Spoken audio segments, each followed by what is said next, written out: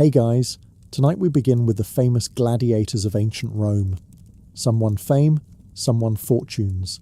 A lucky few even won their freedom. Most won permanent injuries.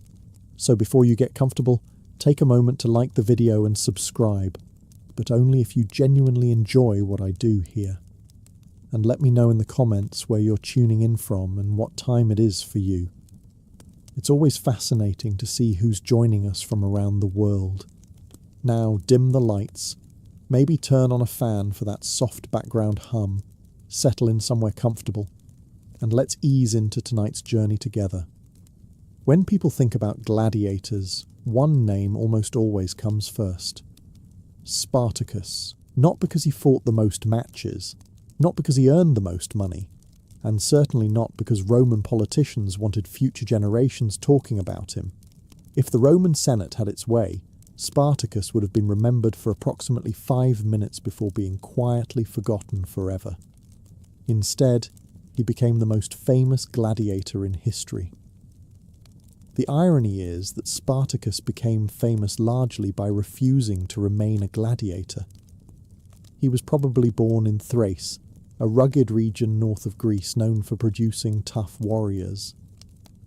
Ancient writers suggest he may have served in the Roman army before his life took a dramatic turn for the worse. Exactly what happened remains unclear. Maybe he deserted. Maybe he rebelled. Maybe he simply made a series of poor career choices. Whatever the reason, he eventually ended up as a slave. From there, things became even less promising. Spartacus was sold to a gladiator school in Capua. This was not a place where ambitious young men went to network and build professional skills. It was a training centre where people learned how to stab one another for public entertainment. Roman crowds loved gladiators. They cheered for them, bet on them, celebrated them, and occasionally demanded their deaths. It was remarkably similar to modern celebrity culture, except with more swords. Most gladiators hoped to survive enough fights to earn their freedom someday. Spartacus looked at the situation and decided someday was taking too long. In 73 before Christ, he joined roughly 70 other gladiators in a daring escape. According to ancient accounts, they seized kitchen utensils and cooking knives before fighting their way out of the school. It remains one of history's few successful prison breaks, launched with equipment borrowed from a cafeteria. The escapees fled toward Mount Vesuvius. Roman authorities initially responded with confidence bordering on laziness. After all, what threat could a few escaped gladiators possibly pose? This assumption would age very poorly. As Spartacus moved through the countryside, runaway slaves, labourers, shepherds, and debt-ridden farmers flocked to his banner. His tiny group quickly became a rebel army. Then the victory started. Roman forces sent to crush the revolt were defeated. Then another force was defeated. Then another. At this point, Roman officials were beginning to experience what modern historians call a serious problem. Each victory attracted more followers. Each defeat embarrassed Rome further. Senators who had once laughed at reports of escaped gladiators suddenly found the situation much less amusing. Nothing ruins a politician's day quite like learning that an army of former slaves keeps defeating professional soldiers. Within 2 years, Spartacus had become the most wanted man in the Roman Republic. His rebellion spread fear across Italy, and Rome was forced to treat him as a genuine military threat, rather than an inconvenience. But there was one thing Spartacus could never escape. Rome could forgive many things. It could forgive military defeats. It could forgive corrupt governors. It could even forgive emperors who made questionable decisions involving horses and government offices. What it could not forgive was humiliation. And for nearly 2 years, a former gladiator had been delivering exactly that. Sooner or later, Rome was going to send everything it had against Spartacus.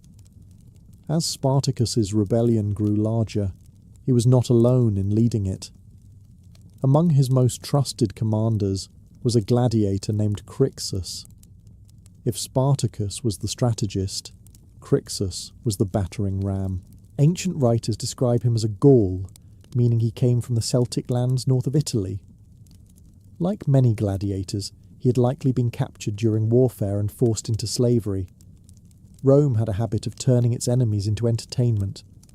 Sometimes this worked out. Sometimes, as Rome was about to discover, it created highly motivated revolutionaries. Crixus joined Spartacus during the famous escape from Capua and quickly emerged as one of the rebellion's strongest leaders. Strength, however, was only part of his reputation. He was also known for being aggressive, fearless, and perhaps just a little too eager to solve problems with violence.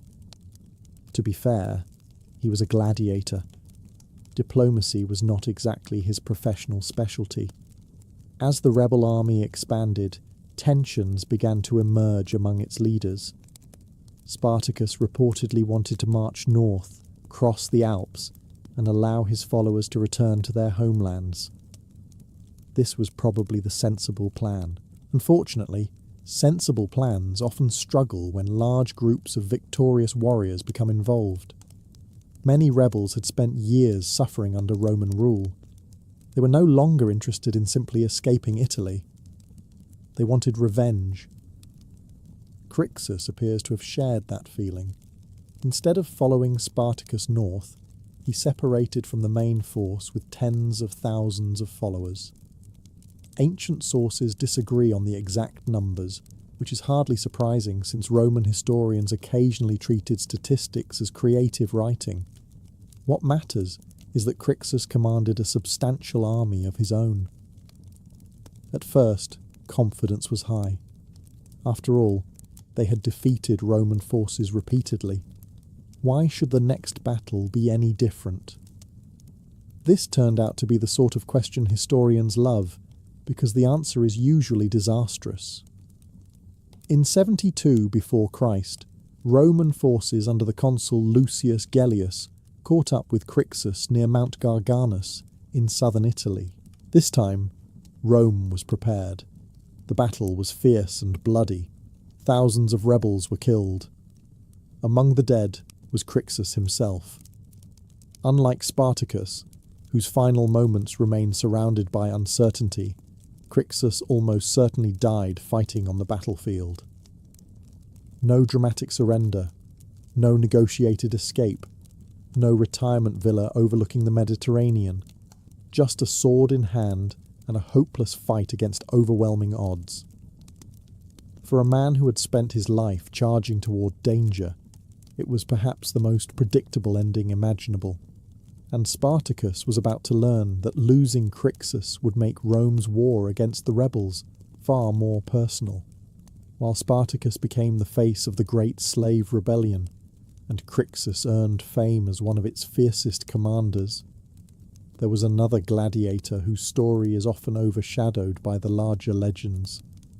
His name was Oenomaus. Unlike Spartacus, whose name survived in countless books and films, Oenomaus is remembered mostly in fragments. Ancient historians left behind only scattered references to him, which is unfortunate because he appears to have been one of the original architects of the rebellion. Then again, Roman writers were not especially eager to celebrate men who spent several years humiliating the Republic. Oenomaus was probably a Gaul, though some sources suggest other origins. Like many gladiators, he was likely captured during one of Rome's endless military campaigns and sold into slavery. The empire had an impressive ability to create its own future problems. After arriving at the gladiator school in Capua, Oenomaus became one of the experienced fighters among the prisoners. By the time Spartacus organized the escape in 73 before Christ, Oenomaus was already a respected veteran. This was important. Escaping a gladiator school was one thing. Keeping dozens of armed fugitives alive while Roman soldiers hunted them was something else entirely. The early rebellion depended on men who understood combat, discipline, and leadership. Oenomaus was one of those men. After the famous breakout, he joined Spartacus and Crixus as part of the rebellion's core leadership. Together, they transformed a desperate escape into a growing military movement. At first, success came surprisingly quickly. Roman commanders treated the rebels as little more than escaped slaves. Several forces were sent to suppress them. Several forces were defeated. This was becoming an embarrassing pattern. However, success also brought danger. As the rebellion expanded, the rebels found themselves facing larger and more experienced Roman armies. Battles became bloodier. Victories became harder. Somewhere during these early campaigns, Oenomaus met his end. The exact details are frustratingly unclear. Ancient sources simply report that he was killed during military operations against Roman forces. No dramatic final speech survives. No heroic last stand was carefully recorded. No poet arrived later to improve the story. History occasionally behaves like a very careless archivist. What we do know is that Oenomaus died before the rebellion reached its greatest size. He never witnessed Spartacus's largest victories. He never saw Rome throw multiple consular armies into the conflict. And he never witnessed the rebellion's final collapse. In a strange way, he was spared the ending. But his death also serves as a reminder that long before Spartacus became a legend, many other gladiators had already paid for the rebellion with their lives, and among them, Oenomaus was one of the first. By the time the rebellion reached its peak, Rome was facing more than a runaway band of slaves. It was facing an army. Among the leaders who emerged during those chaotic years, few possessed the reputation of Gannicus. Ancient sources describe him as a Celt, likely from Gaul. Before joining Spartacus, he had already built a reputation as a gladiator of exceptional skill. Unlike many fighters who entered the arena unwillingly, Gannicus seems to have embraced combat with remarkable confidence.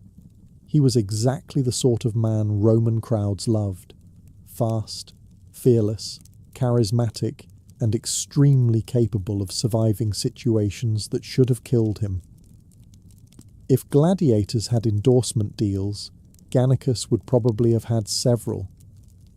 His fame grew during the slave rebellion, where he became one of its most respected commanders. Alongside Castus, another rebel leader, Gannicus commanded a substantial force that operated independently from Spartacus's main army. This arrangement worked reasonably well at first. The problem with large rebellions, however, is that they tend to become even larger collections of smaller disagreements. As Roman pressure increased, rebel leaders faced difficult choices about strategy. Some wanted to continue fighting. Others wanted to escape Italy. Others likely wanted everyone else to stop arguing and focus on not getting killed. Unfortunately, history rarely records those conversations.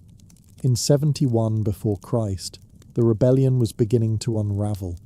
Marcus Licinius Crassus, one of Rome's wealthiest and most determined commanders, had been given responsibility for ending the revolt. Crassus took the assignment personally, perhaps because repeated defeats by former gladiators were making Rome look ridiculous, perhaps because he simply enjoyed winning. Probably both. During this stage of the war, Gannicus and Castus became separated from Spartacus's main force. Their army was intercepted by Roman troops near Cantenna in southern Italy. The result was disastrous. Ancient accounts suggest that thousands of rebels died in the battle. Among them was Gannicus. Unlike some historical figures whose deaths remain mysterious, Gannicus appears to have died exactly where one would expect a gladiator commander to die. In combat, surrounded by enemies, fighting until the end. Roman writers who generally disliked rebel leaders nevertheless recorded that he fought bravely. That is not praise they handed out casually. For Rome to compliment an enemy usually meant the enemy had made Roman soldiers work very hard for the victory. Gannicus never escaped slavery. He never saw the rebellion succeed. He never lived to enjoy freedom. But his reputation survived long after his death. And among the gladiators who challenged Rome itself, few earned more respect from both sides of the battlefield. Most gladiators dreamed of freedom. It was the prize that made the pain, the injuries, and the constant threat of death seem worthwhile. Fight well enough, survive long enough, and one day you might receive a wooden sword known as a rudis. That simple object represented freedom. For most gladiators, receiving it was the equivalent of winning the lottery. For Flamma, it was apparently something to decline. Repeatedly. Flamma was originally from Syria and entered the arena sometime during the 1st century after Christ. Unlike Spartacus, Gannicus, and the rebel leaders who fought Rome directly, Flamma became famous through the traditional gladiator path. He fought, and fought, and fought some more. His career was so remarkable that his tombstone survived long enough to tell part of his story. According to the inscription, Flamma fought 34 matches. That might not sound extraordinary at first, until you remember that each match involved armed men attempting to solve disagreements through creative stabbing. Of those 34 fights, Flamma won 21. 9 ended in draws, and he lost only 4. Even more impressive, he survived them all. Roman crowds adored him. Arena organisers loved him. His opponents probably had less enthusiastic opinions. The most astonishing detail, however, was not his record, it was his freedom. According to his tombstone, Flamma was offered the rudis 4 separate times. 4 times, and 4 times he refused it. Historians have debated this decision for centuries. Perhaps he enjoyed the fame. Perhaps the rewards of success in the arena were too lucrative to abandon. Perhaps he simply could not imagine another life. Or perhaps he had spent so long fighting that normal civilian existence seemed terrifying. Imagine explaining to your neighbours that your previous occupation involved being chased by heavily armed men, while strangers shouted betting odds. Whatever the reason, Flamma remained a gladiator. Year after year, battle after battle, the arena became his entire world. Unfortunately, even legends have limits. By the age of 30, Flamma finally met the fate that eventually caught almost every gladiator. His tombstone records his death, but frustratingly refuses to explain exactly how it happened. No dramatic details survive. No account of a final duel.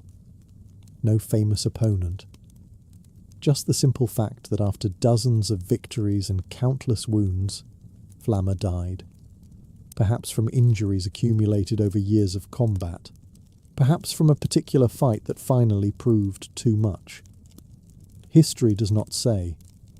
What remains remarkable is not how Flamma died. It is how long he managed to avoid dying. In a profession where many men never reached their 3rd fight, Flamma survived 34. And when freedom knocked on his door 4 separate times, he politely answered, "No thanks." A decision that remains either incredibly brave or incredibly foolish, depending on which century you're asking from. If Flamma was beloved by the crowds, Spiculus achieved something even more dangerous. He became beloved by an emperor, specifically Nero. Now, being the favourite gladiator of Nero came with certain advantages. Wealth, gifts, fame, and influence could all follow. It was a bit like having the most powerful man in the empire as your personal fan. The downside was that the most powerful man in the empire was Nero, and Nero had a talent for turning everyone around him into a future historical tragedy. Spiculus rose to prominence during the reign of Nero in the 1st century after Christ. Unlike Spartacus or Gannicus, he was not a rebel or military leader. He was exactly what Rome wanted a gladiator to be, an exceptional fighter who entertained the public and enhanced the prestige of the games. His skill in the arena earned him enormous popularity, but it also attracted Nero's attention. The emperor became fascinated with gladiatorial combat. Like many Romans, he admired successful fighters.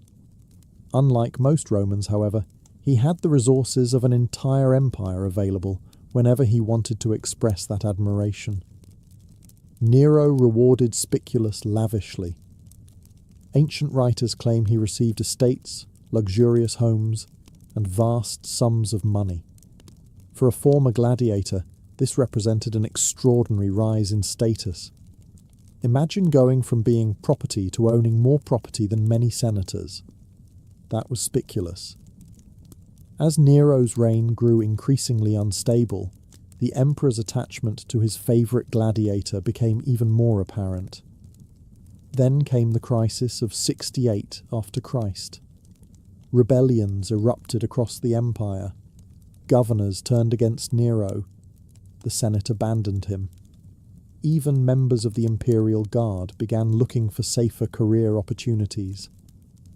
Suddenly, the emperor who ruled the known world found himself almost completely alone. As Nero prepared for his inevitable downfall, ancient sources record a remarkable detail. He reportedly wanted Spiculus to kill him. Not a senator, not a general, not a trusted advisor. His favourite gladiator. Perhaps Nero believed a famous arena champion could provide a noble death. Or perhaps he had simply spent too much time watching gladiatorial spectacles.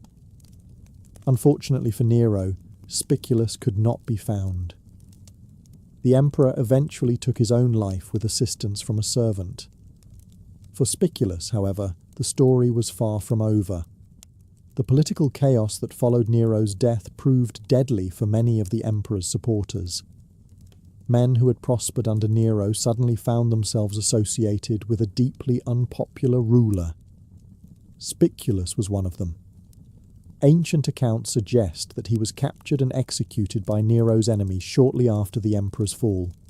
No grand arena, no cheering crowd, no glorious duel. After years of surviving combat, before thousands of spectators, Rome's most famous gladiator died as a victim of politics. A fitting reminder that in the Roman Empire, sometimes the most dangerous arena was not the Colosseum. It was the imperial court. Most gladiator stories end in one of two ways. The fighter wins, or the fighter dies. Romans liked their entertainment simple, dramatic, and preferably involving at least one very poor life decision. Priscus, however, managed to become famous because neither of those things happened. His story survives thanks to the poet Martial, who witnessed one of the most extraordinary gladiatorial contests ever held. The year was 80 after Christ. Rome was celebrating the opening of the massive new Flavian amphitheatre, better known today as the Colosseum. Emperor Titus wanted the inaugural games to be unforgettable, and when Roman emperors wanted something memorable, subtlety usually left the room. Thousands of animals were slaughtered, countless spectacles were staged, the greatest gladiators available were summoned. Among them was Priscus. Unfortunately for him, there was another fighter just as skilled. His name was Verus. The two men entered the arena before a packed crowd and began what was expected to be a typical gladiatorial contest. Instead, they produced a performance that became legendary. The fight lasted for hours. Neither man could gain a decisive advantage. Both displayed remarkable courage, endurance, and skill. Again and again, they attacked. Again and again, they defended. Again and again, they somehow avoided becoming the answer to tonight's video's title. As the battle dragged on, the audience became increasingly captivated. This was no longer merely a fight, it was becoming a test of human endurance. Eventually, both gladiators reached the limits of exhaustion, yet neither surrendered, neither fled, neither collapsed. At this point, most Roman spectators were probably wondering whether the combatants secretly intended to fight until the empire itself ran out of funding. Finally, something unprecedented happened. Emperor Titus intervened. Recognizing the extraordinary effort displayed by both men, he declared the contest a draw. This was already a rare honour. Then he went even further. Both gladiators received the wooden sword of freedom. Both men were declared victors. Both left the arena alive. For a gladiator, this was roughly equivalent to winning every prize available simultaneously. Martial later praised Priscus as a model of courage and professionalism, helping preserve his name for future generations. Unfortunately, that is where the historical trail begins to disappear. We know how Priscus achieved immortality. We do not know how he died. There is no surviving account of his final years. No record of a dramatic last battle. No evidence of political intrigue. No suspicious emperor involvement. For historians, this is deeply frustrating. For Priscus, it may have been wonderful. After surviving the most famous draw in gladiatorial history, perhaps he simply lived quietly and died peacefully. And if that happened, he accomplished something that countless gladiators never managed. He escaped the arena, not just alive, but undefeated. If Priscus became famous for refusing to lose, then Verus became famous for exactly the same reason. The two gladiators are forever linked in history. Whenever one name appears, the other usually follows. It's a bit like being remembered as one half of history's most exhausting tie. Verus entered the arena during the grand opening celebrations of the Colosseum in 80 after Christ. Emperor Titus intended the games to showcase the power and glory of Rome. The new amphitheatre was the largest arena the empire had ever built. The message was simple. Rome was wealthy. Rome was powerful. And Rome was willing to spend enormous amounts of money making sure everyone noticed. Among the countless events organised for the occasion, none would become more famous than the duel between Verus and Priscus. Both men were experienced gladiators. Both were highly trained. And both had clearly decided that losing was not part of the day's schedule. According to the poet Martial, who witnessed the event, the fight quickly evolved into something extraordinary. The combatants appeared evenly matched from the beginning. Every attack met a defence. Every opening disappeared before it could be exploited.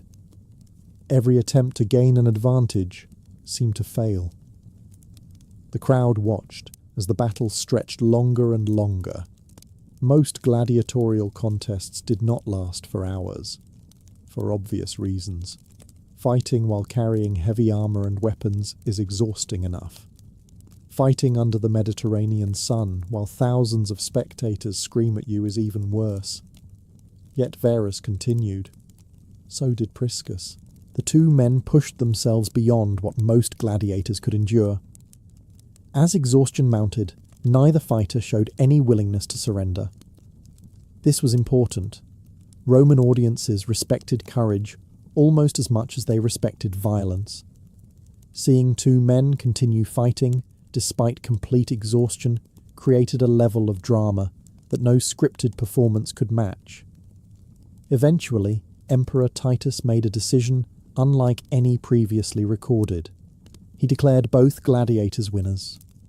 Both received the rudes, the wooden sword symbolizing freedom. Both left the arena alive. And both achieved something incredibly rare. Not every legendary gladiator began life as a slave.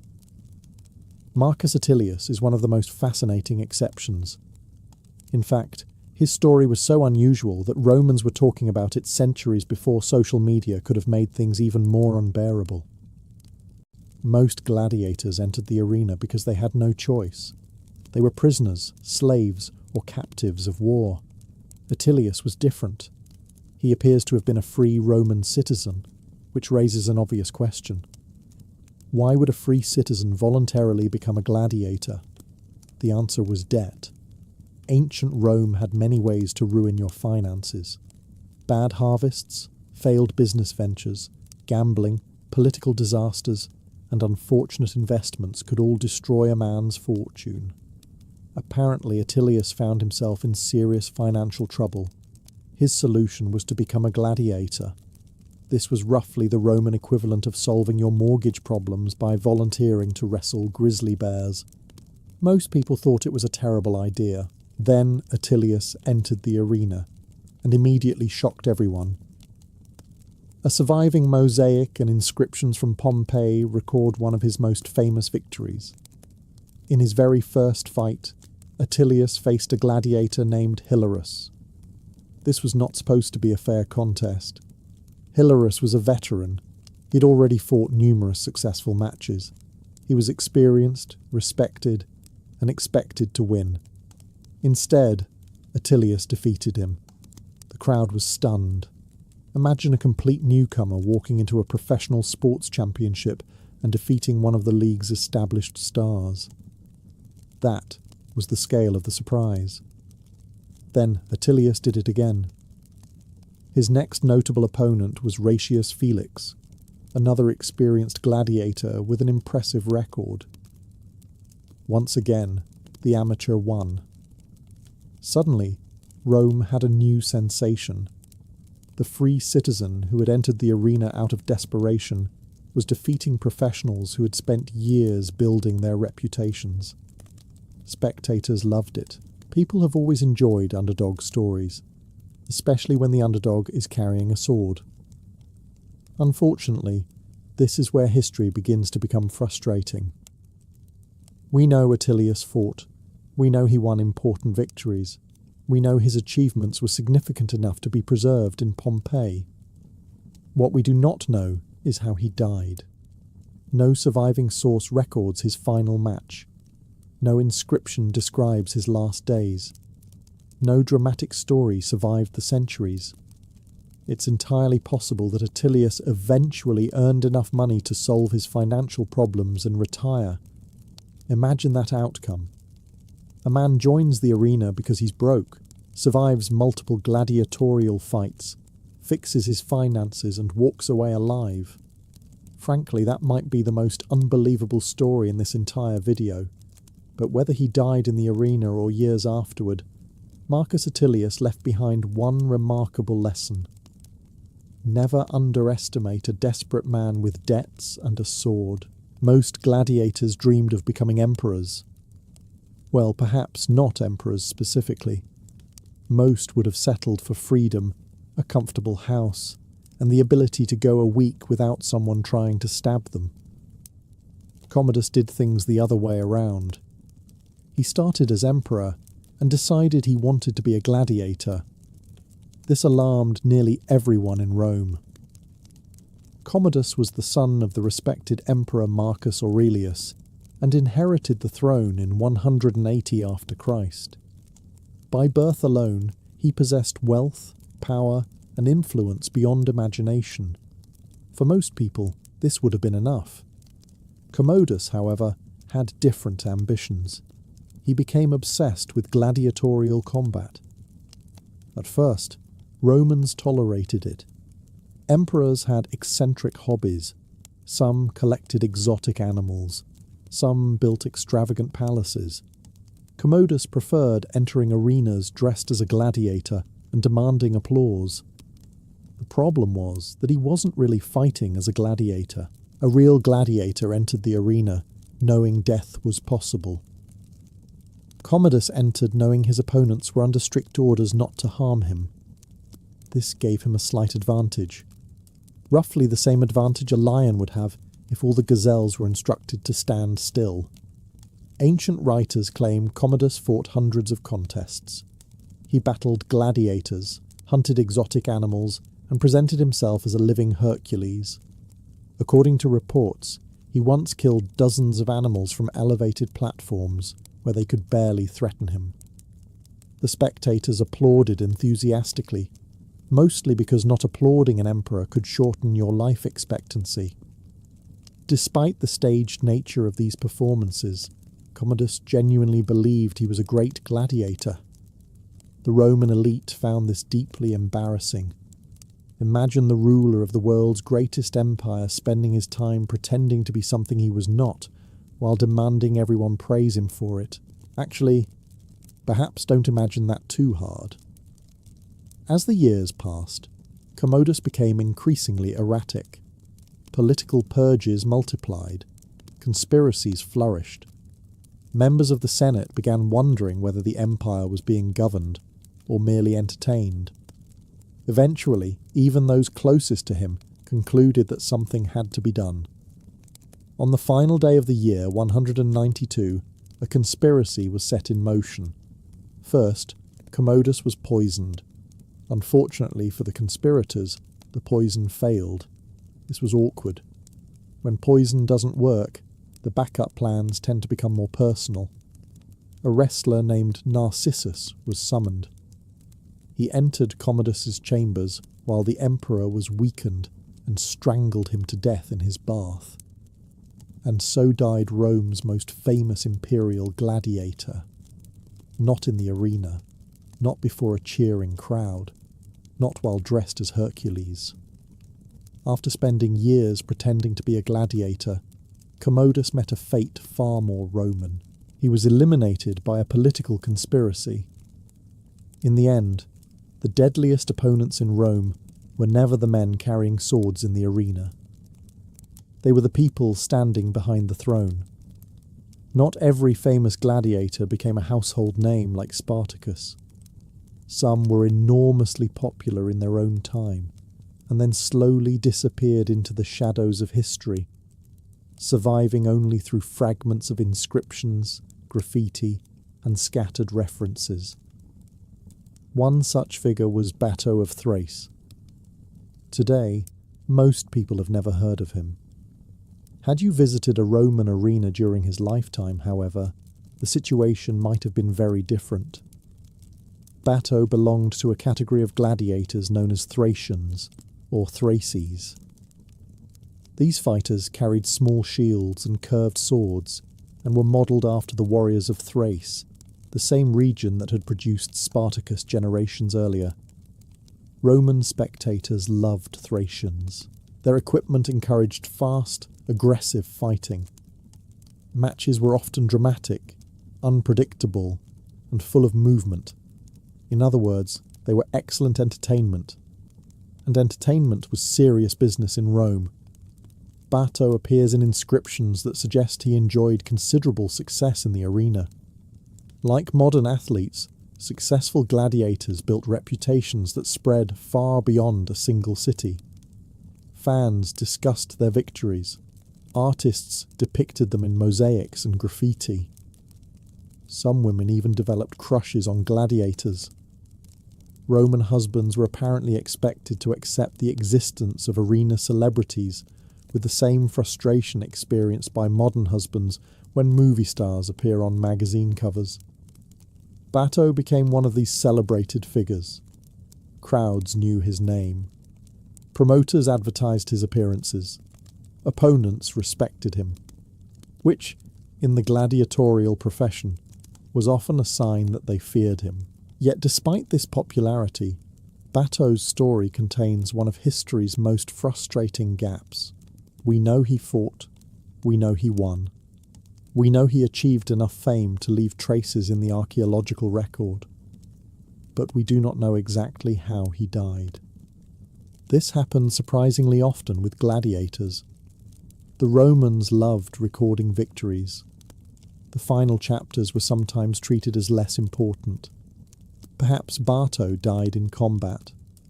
That would have been the most common outcome. Perhaps he survived long enough to retire and enjoy the rewards of his fame. Successful gladiators could earn substantial wealth, especially those who became crowd favourites.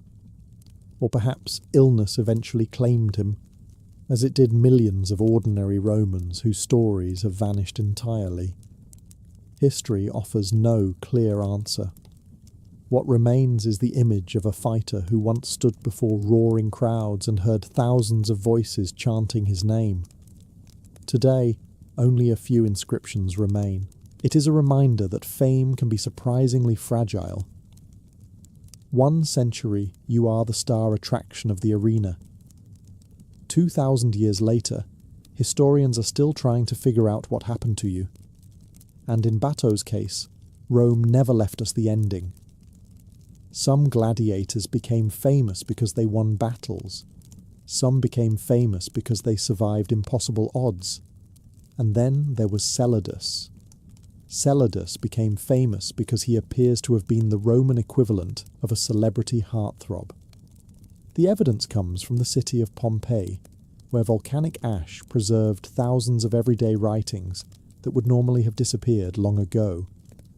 Among the surviving graffiti are references to a gladiator named Celadus. One inscription describes him as the sigh of the girls, which is probably one of the most flattering reviews any gladiator ever received. Another refers to him as the darling of the girls.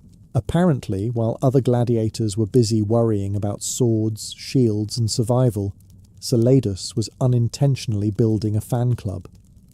Or perhaps intentionally. History refuses to clarify.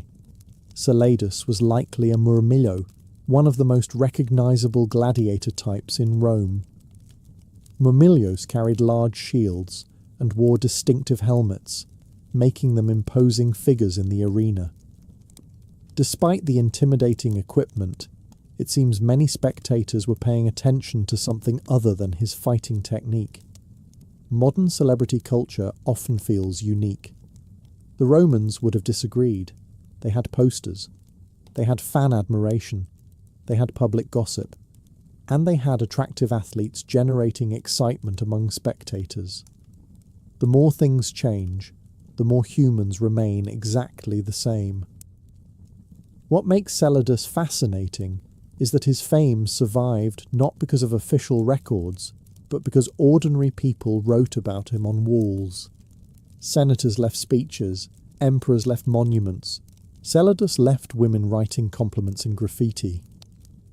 Strangely enough, that may be why more people remember him today than countless Roman politicians. Unfortunately, admiration from spectators could not solve every problem. As with many gladiators, the details of Celadus's death have disappeared. No surviving source records his final fight. No inscription tells us when he died. No historian thought to preserve the last chapter of his life. Perhaps he fell in the arena. Perhaps he retired after a successful career. Perhaps he spent years enjoying fame while younger gladiators replaced him in the public imagination. History simply does not know. What survives instead is a snapshot, a glimpse of a man who was once one of Pompeii's biggest celebrities. The volcanic eruption that destroyed Pompeii occurred decades later, preserving the graffiti that mentioned him. In a strange twist of fate, the city that perished helped preserve Celadus's memory. His death remains a mystery, but his reputation survived. And among all the gladiators featured in this story, Celadus may be the only one whose greatest victory was winning over the audience before he even stepped into the arena. Some gladiators became famous because archaeologists found their tombs. Others became famous because graffiti survived on ancient walls. Hermes became famous because a poet could not stop talking about him. That poet was Martial, one of Rome's sharpest observers of public entertainment. When Martial described gladiators, he usually focused on those who had genuinely impressed Roman audiences. Among them, Hermes stood above almost everyone else. In fact, Martial praised him so enthusiastically that modern historians can practically hear the crowd roaring in the background. According to the poet, Hermes possessed every quality a Roman spectator could want. He was skilled, he was courageous, he was versatile, and perhaps most importantly, he was consistently victorious. The arena was full of fighters who could win occasionally. Hermes appears to have been one of those rare competitors who made winning look routine. Roman audiences loved that. Of course, they also loved watching undefeated fighters eventually lose. The Romans were complicated people. Martial described Hermes as a master of multiple fighting styles. This was no small achievement. Gladiators usually specialized in one particular type of combat, spending years perfecting a specific set of weapons and techniques. Hermes, according to the poet, excelled against numerous opponents. Whether every detail is literally true is impossible to know. Poets occasionally exaggerated. Actually, poets frequently exaggerated. If Hermes had successfully tied his sandals, Martial might have compared him to a god. Still, the praise was extraordinary. The fact that Martial devoted so much attention to Hermes suggests he was genuinely one of the greatest arena stars of his generation. Crowds likely flocked to see him perform. Arena organisers probably advertised his appearances heavily. Opponents may have had the unpleasant experience of realising they had been scheduled to fight Rome's favourite gladiator. That realisation alone could ruin a perfectly good morning. Yet despite all this fame, we encounter a familiar problem. Nobody knows exactly how Hermes died. The poet celebrated his victories, the audience remembered his performances, but the final chapter of his life disappeared. Perhaps he died in combat. Even the greatest gladiators eventually made mistakes. Perhaps age caught up with him. Perhaps illness succeeded where countless opponents had failed. History remains silent. In a way, however, that silence says something important. Hermes was remembered not because of how he died. He was remembered because of how he fought. Centuries later, his victories still survive in literature, while the details of his death have faded away. For a gladiator, that may have been the ultimate triumph. And as we approach our final chapter, we'll discover what happened when the gladiators themselves began to disappear from Roman society, ending one of history's most famous professions forever. For centuries, gladiators had been one of the defining symbols of Rome. Emperors sponsored them, crowds adored them, poets celebrated them, merchants sold souvenirs of them. Children probably pretended to be them while annoying their parents. The gladiatorial games were so deeply woven into Roman life that many people could not imagine the empire without them. Yet eventually, the gladiators themselves disappeared. Not in a single dramatic moment, not in one final spectacular battle, but through a slow decline that lasted generations. Ironically, after surviving countless lions, swords, spears, and emperors, the gladiators were ultimately defeated by something far more powerful: changing public opinion. By the 3rd and 4th centuries after Christ, Rome was changing. The empire faced economic troubles, political instability, invasions, and religious transformation. Christianity spread rapidly across the Roman world, bringing new attitudes toward public violence and blood sport. Many Christian leaders condemned gladiatorial combat. To them, the games represented cruelty rather than entertainment. This did not immediately end the spectacles. Romans had been enjoying arena combat for hundreds of years and were not eager to give it up overnight. Human beings rarely abandon their favourite entertainment quickly. Just ask anyone trying to spend less time looking at their phone. The games continued, but enthusiasm gradually weakened. The empire itself was becoming poorer and less stable. Hosting large gladiatorial spectacles was expensive. Training fighters, Maintaining arenas and organising events required enormous resources. Increasingly, those resources were needed elsewhere. Then came one of the most famous stories connected to the end of gladiatorial combat. According to later accounts, a monk named Telemachus entered an arena during a gladiatorial contest and attempted to stop the fighting. The crowd reacted violently, very violently. The monk was killed. However, his death reportedly shocked Emperor Honorius, who soon moved to prohibit gladiatorial games entirely. Whether every detail of the story is true remains debated by historians. What is certain is that gladiatorial combat largely disappeared during the early 5th century. The last known gladiatorial contests took place around 404 after Christ. After nearly 7 centuries, the profession was gone. The arenas remained, the stories remained, the legends remained, but the gladiators themselves had vanished. Spartacus, Crixus, Gannicus, Flamma, Priscus, Verus, Hermes, and countless others whose names have been lost to history. Some died in battle, some died in rebellion, some died in obscurity. A few may even have died peacefully, which was probably the greatest upset victory any gladiator ever achieved. And so ended the age of the Roman gladiators, not with the clash of swords, but with the slow fading of a world that no longer wanted them. For men who spent their lives fighting before roaring crowds, history's final verdict was surprisingly quiet. Long before the pilgrim ever saw the mountains of northern Spain or the towers of Santiago, the journey began at home. For most medieval people, travel was not something done for pleasure. There were no guidebooks promising hidden gems, no comfortable inns waiting every few miles, and certainly no one recommending a 600-mile walk as a refreshing break from daily life. Most people spent their entire lives within a few miles of where they were born.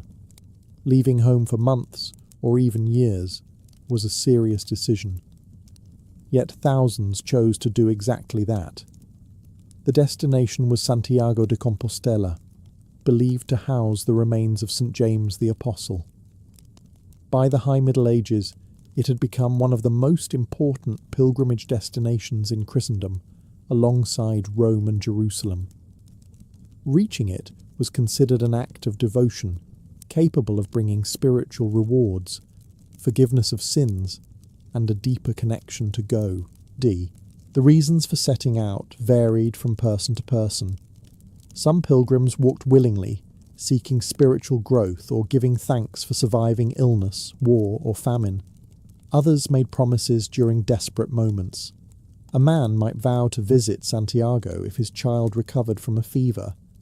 A widow might undertake the journey after losing a loved one. A knight could travel seeking forgiveness for violence committed during war. Not everyone went entirely by choice. Courts occasionally assigned pilgrimages as punishment for certain crimes. Instead of sitting in a prison cell, an offender might be ordered to walk hundreds of miles, carrying proof of his journey. Medieval justice occasionally displayed a surprising confidence in blisters as a corrective measure. Preparations often took weeks. A pilgrim gathered sturdy clothing, a cloak, a walking staff, and a leather pouch. Many carried the traditional broad-brimmed hat that offered some protection from rain and sun. Family members helped prepare supplies, while neighbours gathered to offer blessings and prayers. There was also the difficult matter of saying goodbye. No traveller could be certain of returning. Roads were dangerous, disease was common, and accidents could happen almost anywhere. Some pilgrims drafted wills before leaving. Others settled debts and arranged for relatives to manage their property in their absence. Then came the morning of departure. With a small bundle over one shoulder and uncertainty stretching farther than the road itself, the pilgrims stepped away from familiar fields, familiar faces, and familiar routines. Ahead lay forests, mountains, strangers, hardships, and hopes. The road to Santiago had begun. The first days on the road were often the strangest. For weeks, perhaps months, a pilgrim had imagined this moment. The journey to Santiago seemed noble when discussed beside a warm hearth. It sounded inspiring during sermons. It even felt manageable while looking at a map drawn by someone who had never actually walked the route. Reality arrived quickly. A pilgrim soon discovered that walking all day was different from walking across a village to buy bread. Feet ached. Shoulders complained about carrying supplies. Boots rubbed against skin in ways that felt deeply personal. By the second or third day, many travellers were already questioning decisions that had seemed perfectly reasonable at home. Fortunately, few pilgrims travelled entirely alone. Across Europe, major routes gradually formed as thousands of travellers headed toward the same destination.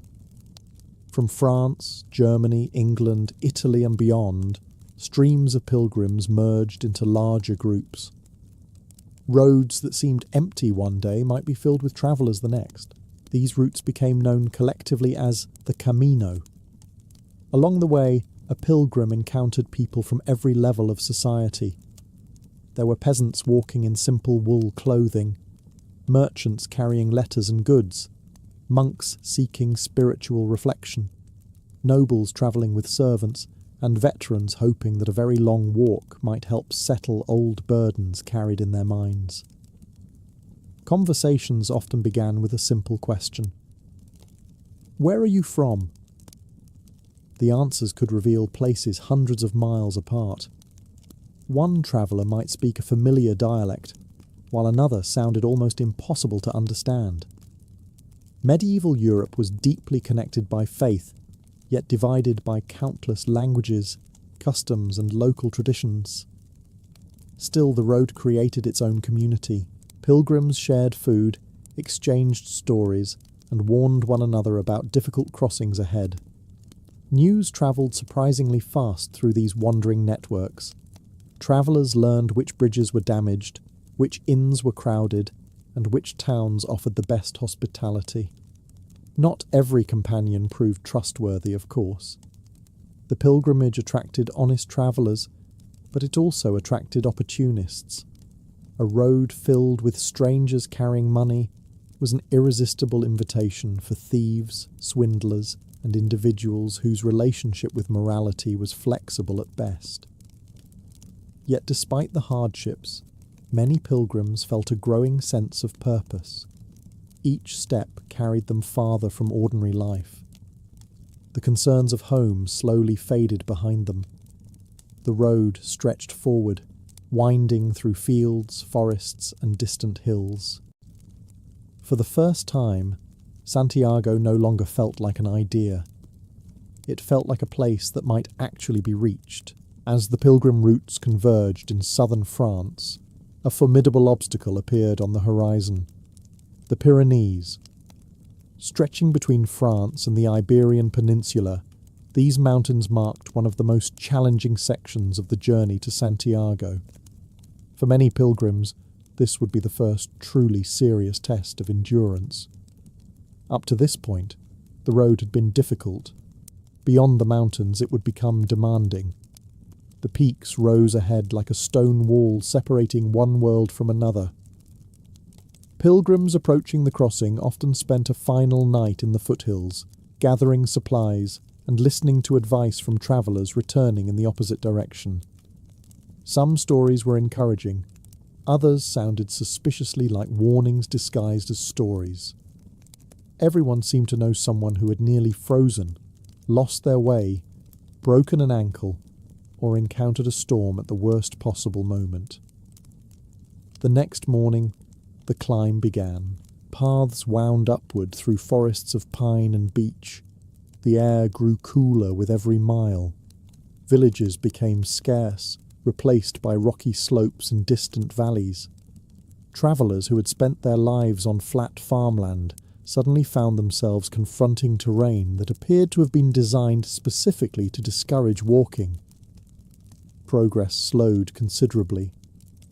A road that might allow 20 miles of travel on level ground often yielded only a fraction of that in the mountains. Pilgrims paused frequently to catch their breath, adjust their loads, or simply stare at the endless climb ahead. Weather added another layer of difficulty. A clear morning could transform into cold rain by afternoon. Dense fog sometimes rolled across the passes, reducing visibility to only a few yards. In winter or early spring, snow could linger on higher routes, making crossings dangerous or impossible. Yet the mountains also offered moments of remarkable beauty. Pilgrims looked down upon valleys dotted with tiny farms and churches. Eagles circled overhead.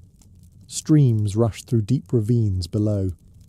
For travellers accustomed to seeing the same fields year after year, the landscape seemed almost otherworldly. The crossing was not merely physical.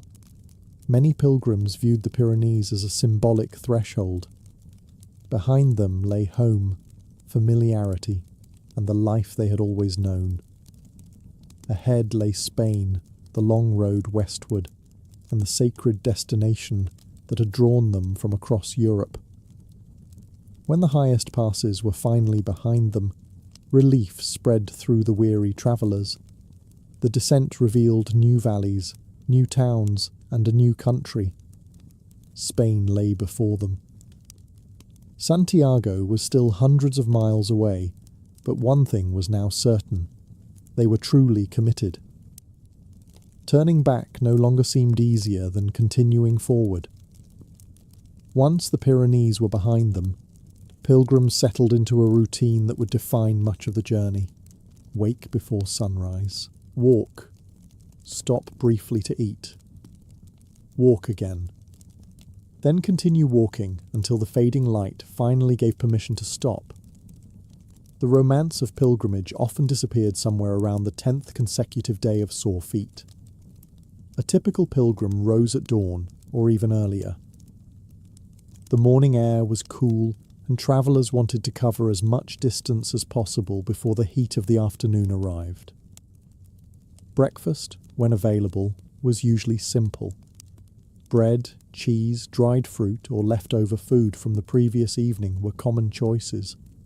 Nobody was posting photographs of these meals and describing them as life-changing culinary experiences. Then came the road. Hour after hour, pilgrims moved through fields, forests, and open countryside. Some walked alone in quiet reflection. Others joined groups where stories, prayers, gossip, and complaints helped pass the time. There was no shortage of complaints. Feet developed blisters. Boots wore out. Rain-soaked clothing. Summer sun baked travellers for hours. Dust settled onto faces and cloaks.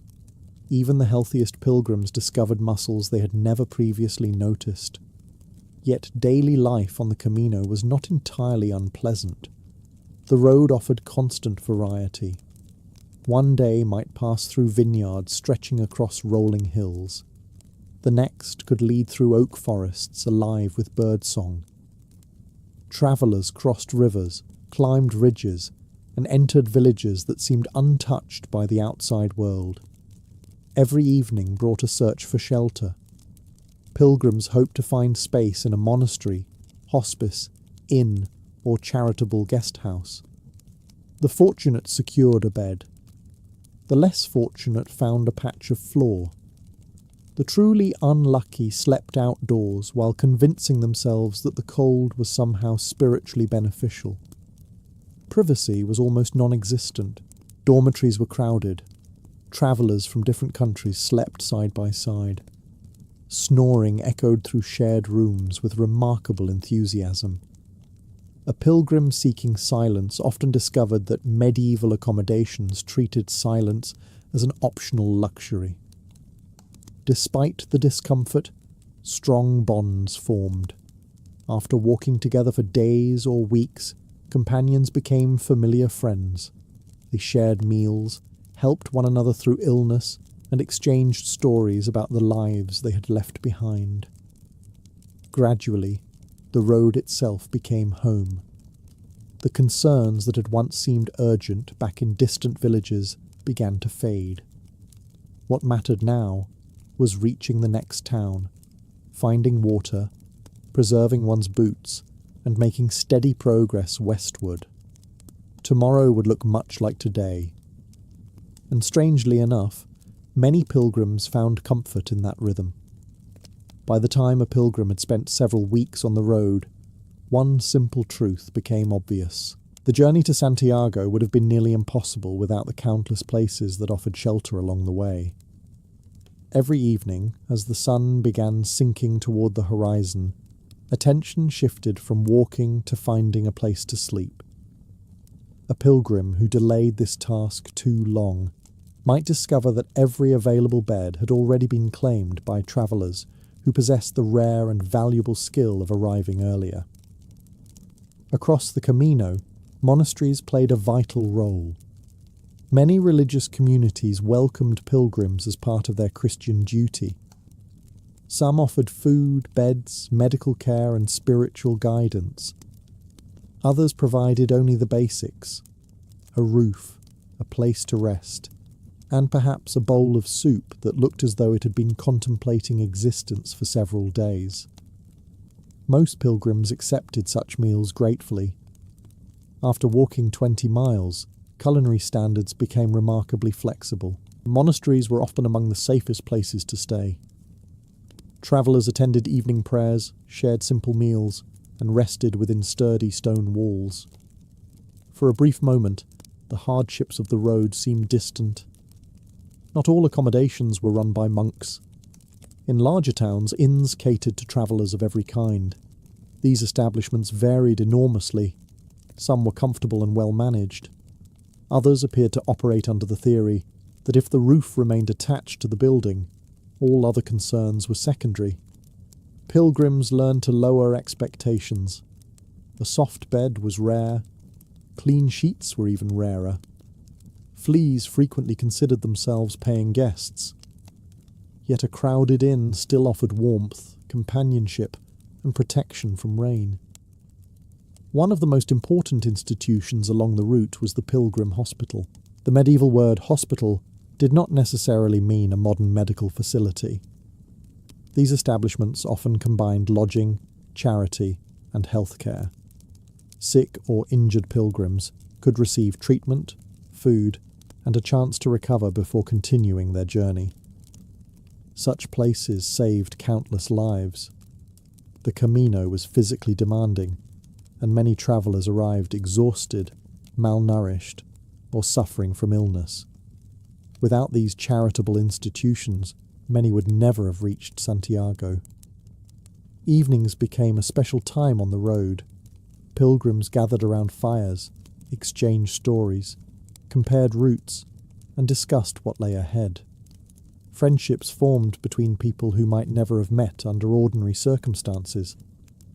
Then night settled over the roads of Spain. Candles flickered. Conversations faded. Snoring gradually conquered the dormitories. And as hundreds of weary travellers drifted to sleep, the road waited patiently outside, ready to summon them forward once again at dawn. The road to Santiago was filled with churches, monasteries, and charitable hosts. It was also filled with danger. Medieval pilgrims understood this from the moment they left home. A journey of hundreds of miles across mountains, forests, and unfamiliar territories carried risks that could not be avoided. Every traveller knew someone who had set out on a pilgrimage and never returned. Sometimes the reason was simple bad luck. A twisted ankle on a rocky path could become a serious problem. A broken leg in a remote valley might leave a traveller stranded far from help.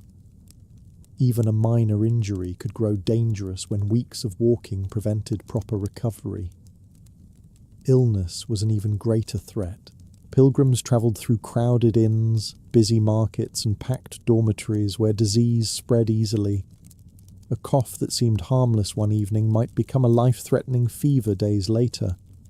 Medieval medicine had its limitations, and those limitations often became painfully clear at inconvenient moments.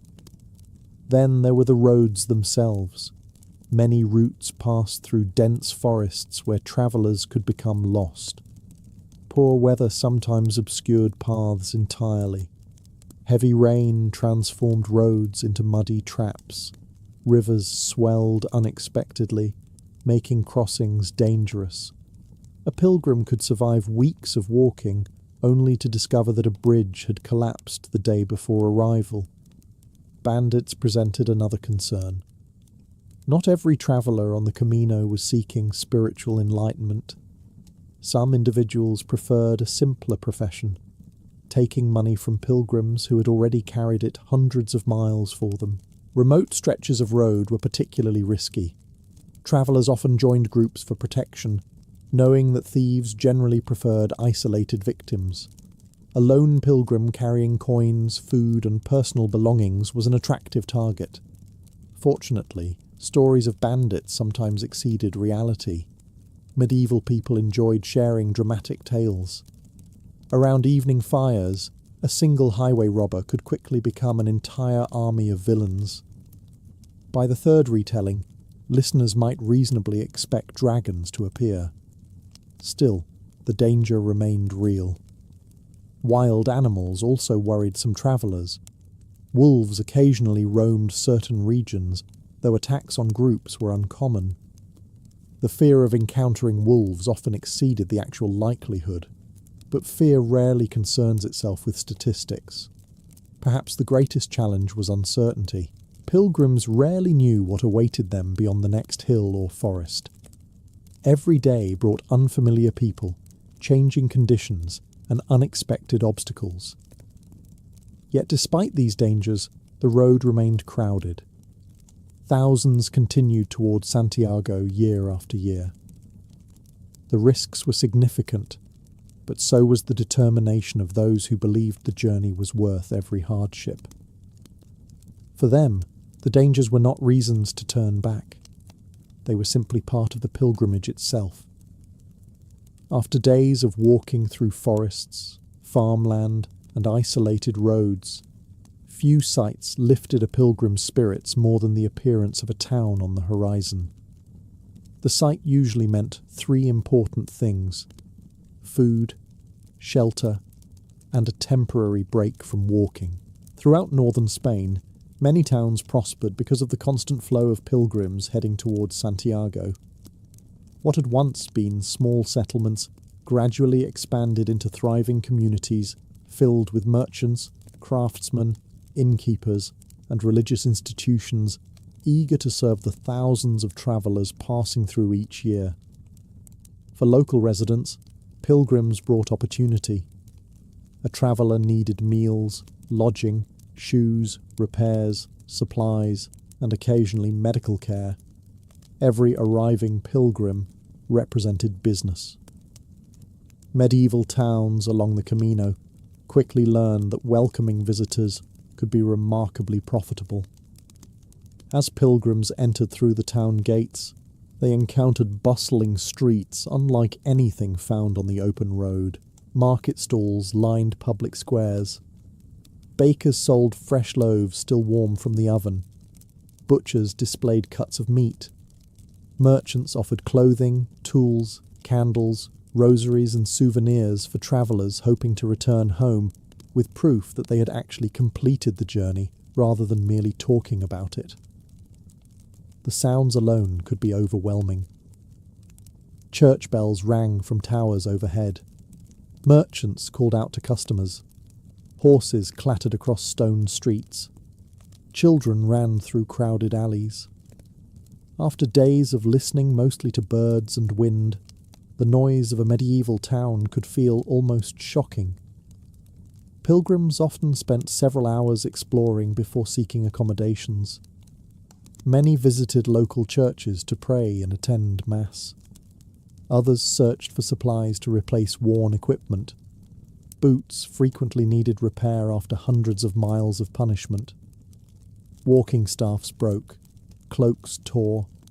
The road showed little mercy to possessions. The towns also became places of cultural exchange. Travellers from across Europe met residents and fellow pilgrims from distant lands. Languages mixed together in marketplaces and taverns. Stories travelled almost as quickly as the pilgrims themselves. News from France, England, Italy, Germany, and Spain spread along these roads through countless conversations. Not everything was pleasant, of course. Crowded towns sometimes attracted pickpockets and swindlers. Prices occasionally rose when merchants spotted obvious pilgrims. A traveller who appeared wealthy might suddenly discover that every item in town had become mysteriously expensive. Even so, most pilgrims welcomed these stops. The towns provided moments of comfort and human connection amid the hardships of the road. And after a night of rest behind sturdy walls, the familiar routine would begin again. At dawn, the road westward would call once more. After weeks or even months on the road, something began to change. The conversations around evening fires became different. The distances between towns seemed shorter. Every milestone attracted more attention.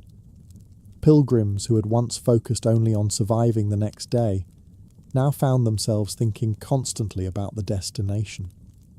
Santiago was finally close. Not close by modern standards, of course. Medieval pilgrims still had many miles ahead of them. But after crossing mountains, enduring storms, and wearing down several layers of shoe leather, the end of the journey no longer felt like a distant dream. It felt real. The closer travellers came to Santiago, the more crowded the roads became. New groups joined the route from nearby regions. Pilgrims who had travelled separately for weeks gradually merged into larger streams moving steadily westward. There was a growing sense of anticipation. Many travellers had imagined this moment for years. Some had saved money and prepared for the pilgrimage long before departure. Others had made solemn vows during moments of crisis and were now approaching the fulfilment of those promises. Yet the final stage was often emotionally complicated. Exhaustion lingered. Feet still hurt. The road still climbed hills with remarkable enthusiasm. Pilgrims woke each morning with aching muscles and tired bodies. Reaching Santiago suddenly felt both incredibly near and frustratingly far. The cathedral might be only days away, but those days still required walking. A great deal of walking. Some travellers became unusually quiet during these final miles. The journey had provided endless opportunities for reflection. Long hours on the road encouraged thoughts about family, faith, mistakes, hopes, and the future. As Santiago approached, many pilgrims looked back on everything they had experienced since leaving home. The person arriving was often not quite the same person who had departed. Along the route, pilgrims also encountered monuments and churches connected to the pilgrimage itself. These landmarks reminded them that countless others had followed the same roads for generations. Kings, peasants, merchants, monks, and soldiers had all passed this way. The road carried memories as well as travellers. Then came one of the most famous moments of the entire pilgrimage. From certain high points along the route, pilgrims could catch their first glimpse of the distant towers of Santiago. For many, it was an unforgettable sight. Some prayed, some wept, some simply stared in silence. After months of uncertainty, hardship, and perseverance, the goal was finally visible. The journey was almost over. Only a few more miles remained between the weary pilgrims and the city they had crossed half of Europe to reach. At last, after countless miles of roads, mountains, forests, villages, storms, and aching feet, the pilgrims arrived. The city of Santiago de Compostela stood before them. For many travellers, this was the moment they had imagined since the day they left home. Some had spent months on the road. Others had travelled for nearly a year. They had crossed entire kingdoms, slept in crowded dormitories, survived difficult weather, and worn through boots that probably deserved honorary recognition for their service. Now, the journey's destination was finally real. As pilgrims approached the city gates, excitement spread through the crowds. The roads leading into Santiago were often busy with fellow travellers arriving from different directions. Some walked with renewed energy despite their exhaustion. Others moved slowly, determined to savour every remaining step. Then came the first full view of the cathedral. Its towers rose above the city, visible from streets crowded with merchants, clergy, residents, and visitors. For medieval pilgrims, this was one of the most important religious sites in the Christian world. The sight alone could provoke powerful emotions. Many pilgrims fell to their knees. Others offered prayers of thanks. Some simply stared in silence, struggling to believe they had actually reached their destination. Inside the city, the atmosphere was unlike anything found along the road. Streets bustled with activity. Vendors sold food and souvenirs. Church bells echoed through the air. Pilgrims from across Europe filled the squares and narrow lanes. At the heart of it all stood the great cathedral. The primary goal of the pilgrimage was to visit the shrine believed to contain the relics of St. James the Apostle. Travellers entered the cathedral carrying months of anticipation. Many attended Mass, confessed their sins, and prayed before the shrine. Long before Rome marched into Gaul with its legions, roads, taxes, and strong opinions about how everyone else should live, thousands of Gauls woke each morning in villages scattered across forests, river valleys, and rolling farmland. As dawn breaks over the countryside, the village slowly comes to life. A thin mist hangs over the fields beyond the settlement. Smoke begins rising from holes in thatched roofs as household fires are rekindled after the night. Dogs bark somewhere in the distance. Roosters announce the morning with complete confidence, despite having made the same announcement yesterday and receiving no promotion for their efforts. The village itself is modest but busy. A wooden palisade surrounds many settlements, offering protection against raiders, rival tribes, and anyone else who arrives carrying a spear and bad intentions. The wall is not an enormous fortress, but it provides reassurance. In an age without police stations, emergency phone numbers, or neighbourhood watch groups, a sturdy fence is often the next best thing. Inside the enclosure stand several wooden houses clustered around open spaces and pathways worn by years of foot traffic. The homes are built from timber frames packed with woven branches and clay. Their thick thatched roofs shed rain and help keep warmth inside during cold winters. Most families share their homes with more than just relatives. Animals are often housed nearby or under the same roof during harsh weather. A family's wealth can frequently be measured not by coins, but by the number of cattle, sheep, pigs, or goats they own. Livestock are savings accounts with legs. As sunlight spreads across the village, people emerge from their homes. Women begin preparing the first meal of the day. Men inspect animals and gather tools needed for work. Children help with chores before they are old enough to complain effectively about them. Elderly villagers, carrying decades of experience, observe the activity around them and offer advice whether anyone requested it or not. The smell of wood smoke drifts through the air. Nearby, blacksmiths prepare their forges. Farmers discuss the day's work. Traders passing through may already be unloading goods brought from distant regions. Although the village appears quiet compared to a Roman city, it is far from idle. Every person has responsibilities. Every season brings new tasks. and every sunrise marks the beginning of another day in a world governed by farming, family, and tradition. For the Gauls, life moved with the rhythms of nature, and the village was the centre of everything they knew. As the village fully awakens and people scatter to their daily tasks, it becomes easier to notice the buildings that form the heart of the settlement. A Gaulish village is, above all else, a community built from wood. Unlike the stone cities that would later be favoured by the Romans, most Gaulish homes rely on materials gathered from the surrounding landscape. Forests provide timber, riverbanks provide clay, and fields provide straw for roofing. Nearly everything needed to build a house can be found within a short walk of the village. Construction begins with sturdy wooden posts driven deep into the ground. These form the skeleton of the house. Between them, builders weave flexible branches together to create walls. The woven structure is then covered with a mixture of clay, mud, and straw. Once dried, the walls become surprisingly durable and provide protection from wind and rain. Above everything rises a thick thatched roof. Made from reeds or straw, the roof extends beyond the walls to help keep water away from the structure. From a distance, these roofs give the village a soft, rounded appearance, as if the houses have grown naturally from the landscape itself.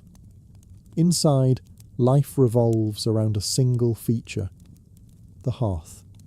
Located near the centre of the home, the fire provides warmth, light, and a place for cooking. Its smoke escapes through openings in the roof, though not always efficiently. A visitor entering a Gaulish house might immediately notice the smell of smoke lingering in the air and the darkened beams overhead. The family spends much of its day around this fire. Meals are prepared here. Stories are told here. During winter, much of daily life takes place within its comforting glow. The hearth is not merely a practical necessity. It is the centre of the household. Furniture is simple. Wooden benches, stools, chests, and tables provide the essentials. Animal skins and wool blankets offer bedding. There is little clutter because every item serves a purpose. Decorative objects exist, but practicality usually takes priority. Several generations often share the same dwelling. Parents, children, grandparents, and relatives may all live under one roof. Privacy, as modern people understand it, is almost non-existent. If someone wanted a quiet room to themselves, they would likely need to invent the concept first. Yet these homes are far from primitive shelters. They are carefully designed, well suited to the local climate, and built by people with generations of experience. For the Gauls, a house is more than wood and clay. It is the place where family, work, and daily life come together beneath a single roof. If the hearth was the centre of the Gaulish home, then the fields surrounding the village were the centre of survival. Every morning, shortly after sunrise, much of the village headed beyond the wooden palisade and into the farmland that sustained the community. The success or failure of these fields determined whether a village prospered, struggled, or faced the grim possibility of hunger during the coming winter. For most Gauls, farming was not simply an occupation. It was life itself. The landscape around a typical village was divided into cultivated fields, grazing land, and patches of woodland. Generations of farmers had learned which soils produced the best harvests and which areas were better left for livestock. The principal crops included wheat, barley, millet, and oats. These grains formed the foundation of the Gaulish diet. Bread, porridge, and ale all depended upon successful harvests. Villagers also grew beans, peas, turnips, cabbages, and other vegetables that added variety to meals that could otherwise become remarkably repetitive. A poor harvest could turn that repetition into scarcity. The tools used by Gaulish farmers were simple but effective. Wooden ploughs, often reinforced with iron fittings cut through the soil. Sickles harvested grain. Hoes broke up weeds. Much of the work relied upon human effort, assisted by oxen powerful enough to pull heavy loads across the fields. The labour was relentless. In spring, fields had to be prepared and planted. Summer brought maintenance and constant attention to crops. Autumn was dominated by the harvest, the most critical period of the agricultural year. Winter provided some relief, but even then there were repairs to make, animals to care for, and preparations for the next growing season. Weather ruled over everything. A warm spring could promise abundance. A late frost could destroy young crops. Too much rain flooded fields. Too little rain dried them out. Farmers spent their lives negotiating with forces completely beyond their control. Sometimes nature cooperated. Sometimes nature behaved like an impatient tribal chief determined to make everyone's life more difficult. The entire village participated in agricultural work. Men, women, and children all contributed according to their abilities. During harvest season, nearly everyone was involved. Grain had to be gathered quickly before storms, animals, or spoilage could claim it. When the work was finally complete, barns and storage pits filled with precious supplies. Each sack of grain represented security.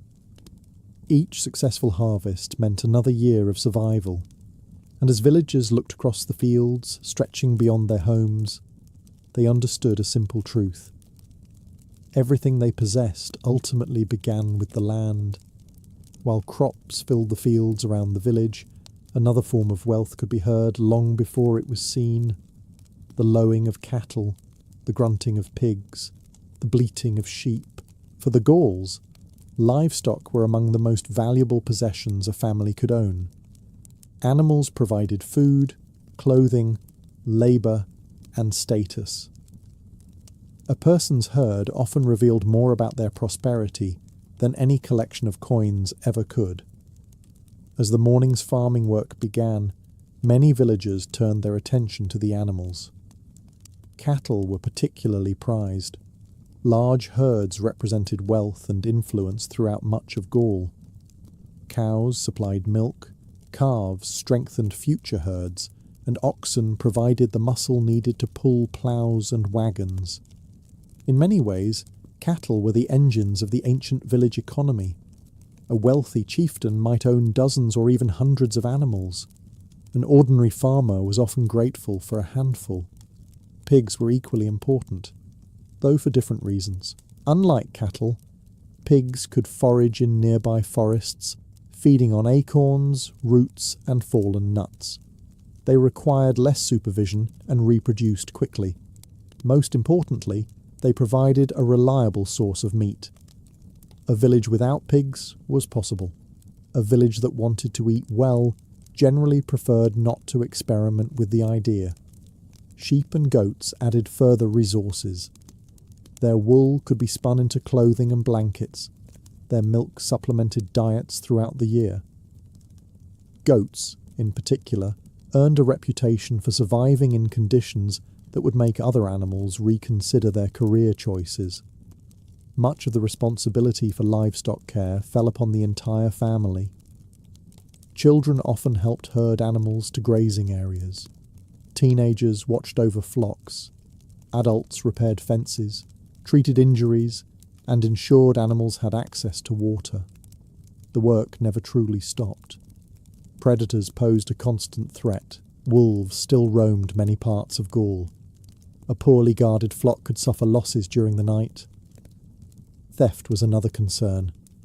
Livestock were valuable enough to attract attention from dishonest neighbours or rival groups. Disease worried villagers as well.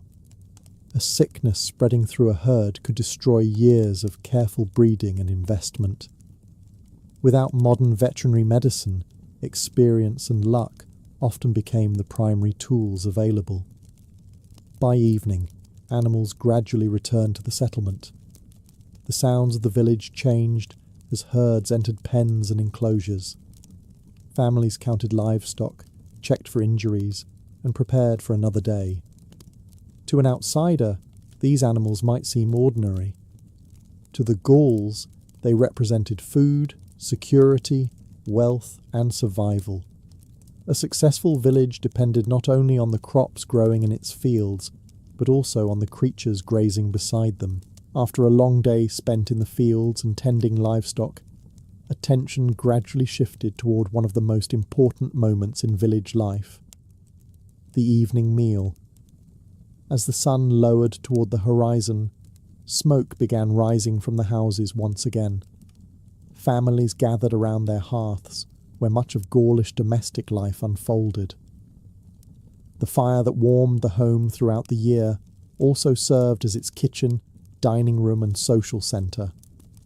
For most villagers, food was simple but filling. The foundation of the diet came from the crops grown in nearby fields. Grain was ground into flour and baked into coarse bread or boiled into thick porridge. Barley and wheat were especially important, appearing on tables so frequently that many villagers probably stopped discussing them altogether. When something appears in nearly every meal, it eventually becomes less exciting and more reliable. Vegetables provided variety: beans, peas, onions, turnips, cabbages, and leeks commonly appeared in soups and stews. These dishes simmered for hours in clay pots suspended above the fire. A single pot might feed an entire family while using ingredients gathered from fields, gardens, and nearby woodlands. Meat was available, though not always in large quantities. Pork was particularly common, thanks to the abundance of pigs raised throughout Gaul. Beef was usually reserved for special occasions, because cattle were too valuable alive. Sheep, goats, poultry, and wild game occasionally supplemented the diet. Hunters sometimes returned with deer, wild boar, rabbits, or birds. A successful hunt could transform an ordinary meal into a memorable feast. The surrounding forests offered additional resources. Villagers gathered nuts, berries, mushrooms, and wild herbs. Honey was especially prized, serving as one of the few readily available sweeteners. Children likely enjoyed helping collect such foods, particularly when the task involved eating some of the harvest before arriving home. Not every generation invented that habit. Drinks were equally important. Water was available, but many people also consumed ale brewed from grain. In some regions, imported wine reached wealthier households through trade networks. Possessing wine from distant lands was a useful way to demonstrate status, while reminding everyone that you could afford something they could not. Meals were more than opportunities to eat. They were moments when families gathered together after a day of labour. Stories were shared, plans were discussed. Elders passed down traditions and advice. Children listened, learned, and occasionally attempted to avoid chores. As darkness settled over the village, the hearth remained the centre of activity. Tomorrow would bring another demanding day, but for now, food, warmth, and family were enough. Once the evening meal was finished and the day's farming tasks were complete, it might be tempting to imagine the villagers relaxing until sunrise. The village blacksmith would strongly disagree. Not everyone in a Gaulish settlement spent their days farming. Although agriculture formed the foundation of village life, every community depended upon skilled craftspeople whose work kept daily life functioning. Without them, fields could not be ploughed, houses could not be repaired, and tools would gradually become little more than expensive pieces of broken metal. Among the most respected craftsmen was the blacksmith. His forge was one of the busiest places in the village. Here, iron was heated until it glowed orange and yellow before being hammered into tools, knives, nails, horseshoes, spearheads, and farming equipment. The sound of metal striking metal echoed throughout the settlement. A village might tolerate many inconveniences, but a broken plough during planting season was not one of them. Woodworkers were equally important. Using axes, adzes, and chisels, they crafted carts, furniture, storage chests, bowls, handles, fences, and countless other necessities. In a society where wood was everywhere, skilled carpenters rarely lacked work. Potters also played a vital role. Clay gathered from nearby rivers was shaped into cooking pots, storage jars, cups, and bowls. These items were essential for storing grain, preparing food, and carrying water. A family with no pottery quickly discovered how difficult daily life became. Women often contributed through spinning and weaving. Wool from sheep was cleaned, spun into thread, and woven into cloth. Clothing did not appear magically in a market stall. Every garment represented many hours of labour. A torn cloak meant extra work, not a quick shopping trip. Trade connected villages to the wider world. Merchants travelled along rivers and roads carrying goods from distant regions. Salt was particularly valuable, helping preserve food throughout the year. Fine metalwork, jewellery, wine, and luxury goods occasionally reached wealthier members of society through these networks. Sometimes exotic items appeared that had travelled astonishing distances. A trader might arrive carrying goods from lands most villagers would never see. Such visitors brought not only merchandise but also stories, rumours, and news from beyond the local countryside. The marketplace became a gathering point where business and conversation mixed freely. Deals were negotiated, friendships maintained, and local gossip exchanged with remarkable efficiency. By sunset, the sounds of hammers and bargaining gradually faded. The workshops closed, the merchants settled for the night, and the village prepared for another day, supported not only by farmers and livestock, but by the skilled hands that transformed raw materials into the tools of everyday life. The work of farming, herding, building and trading filled most days in a Gaulish village. But life was not entirely devoted to labour. The Gauls lived in a world they believed was filled with spirits, sacred places, and unseen forces that influenced everything from harvests to battles. Religion was woven into daily life so completely that it was difficult to separate the sacred from the ordinary. The natural world itself held deep significance. Forests, rivers, springs, and groves could all be considered holy. Certain locations were believed to possess special spiritual importance, becoming places where offerings were made and ceremonies performed. A quiet grove of oak trees might be viewed with far greater respect than an impressive building. In many cases, sacred spaces were found in nature rather than constructed by human hands. At the centre of religious life stood the Druids. The Druids were far more than priests. They served as judges, teachers, advisors, historians, and guardians of sacred traditions. Their knowledge was highly respected, and their influence often extended across multiple tribes. Young Druids trained for years, memorizing enormous amounts of information. In a society where much knowledge was passed down orally, memory was one of the most valuable skills a person could possess. A Druid's education required dedication that would make many modern students suddenly appreciate shorter homework assignments. Villagers consulted Druids on important matters. Disputes could be settled through their judgment.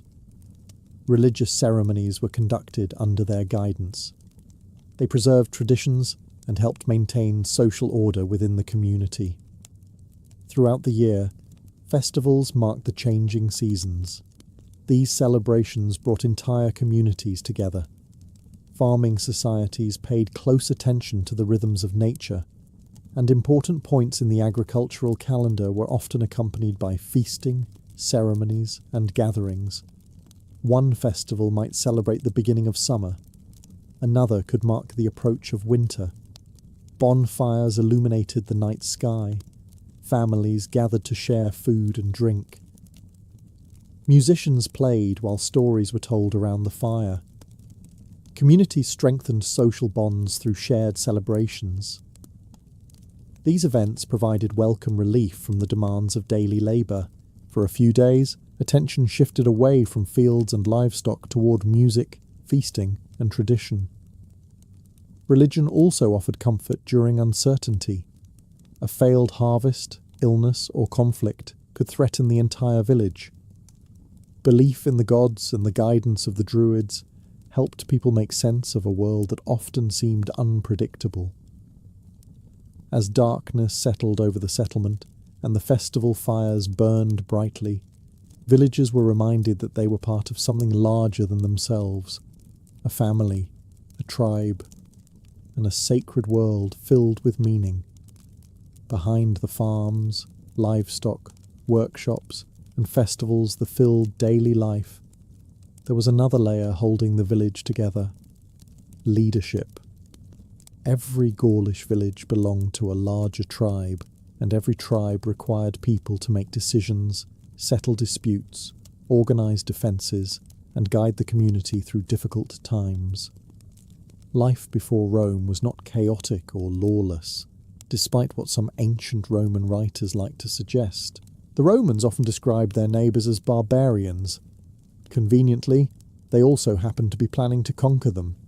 Historical objectivity occasionally took a back seat when land acquisition was involved. In reality, Gaulish society was highly organised. At the local level, respected elders and influential families played important roles in village affairs. Experience carried weight. Someone who had successfully managed land, raised a family, survived harsh winters, and navigated tribal politics for decades was usually worth listening to. Most of the time, disputes inevitably arose. Arguments over grazing land, livestock ownership, trade agreements, marriage arrangements, or family rivalries could quickly create tension within a community. Left unresolved, small disagreements had a habit of becoming large disagreements involving spears. This was where tribal laws and respected leaders became essential. Druids often acted as judges and mediators, helping settle conflicts before they escalated. Their authority was widely recognised, and their decisions could carry tremendous influence. Above the village level stood tribal chiefs. Some chiefs governed relatively small territories. Others controlled large regions and commanded significant military forces. Their power depended not only on wealth and family connections, but also on their ability to maintain loyalty among warriors and neighbouring communities. Leadership was rarely simple. A chief needed to reward supporters, manage alliances, oversee trade, and prepare for potential conflicts. A poor leader could lose influence quickly. A successful one might unite multiple communities under his authority. Political alliances were constantly shifting. Marriage agreements connected important families. Trade strengthened relationships between tribes. Rivalries sometimes lasted generations. A village might spend years cooperating with a neighbouring tribe, only to find itself competing with them later. News of these developments spread rapidly. Travelling merchants, warriors, and messengers carried information from one settlement to another. Around evening fires, villagers discussed rumours of alliances, disputes, and distant conflicts. Most villagers were far more concerned with their crops and livestock than with high politics. Yet those political decisions could affect everyone.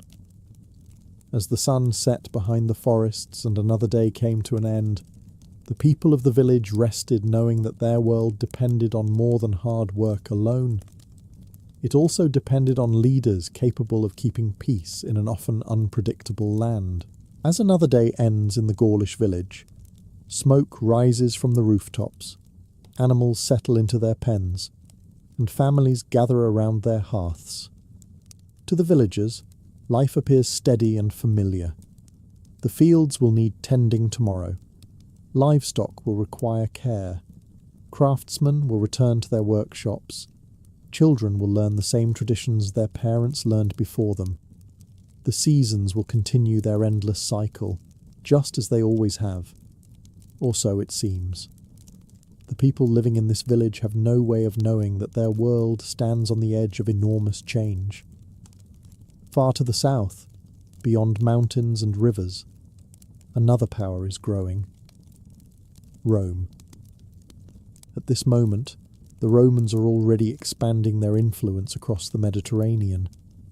Their armies are becoming larger, their roads longer, and their ambitions considerably more difficult for neighbouring peoples to ignore. For now, however, those events feel distant. A Gaulish farmer cares more about next year's harvest than political developments hundreds of miles away. A shepherd worries about wolves, not Roman senators. A blacksmith is concerned with repairing tools, not the strategies of foreign generals. Life continues much as it always has. The village remains the centre of existence. Families know their neighbours. Traditions pass from one generation to the next. Religious festivals mark the passing seasons. Tribal leaders settle disputes and maintain alliances. The forests provide timber, the fields provide grain, and the herds provide wealth. It is a world deeply connected to the land. Unlike the cities that would later spread across Gaul, these communities are built around local relationships and shared customs. Most people rarely travel far from home. Their identity comes from family, tribe, and village, rather than any larger nation. Yet change is already approaching. Long before churches dotted the Irish countryside, and long before monks filled manuscripts with stories of ancient heroes, there were the Druids.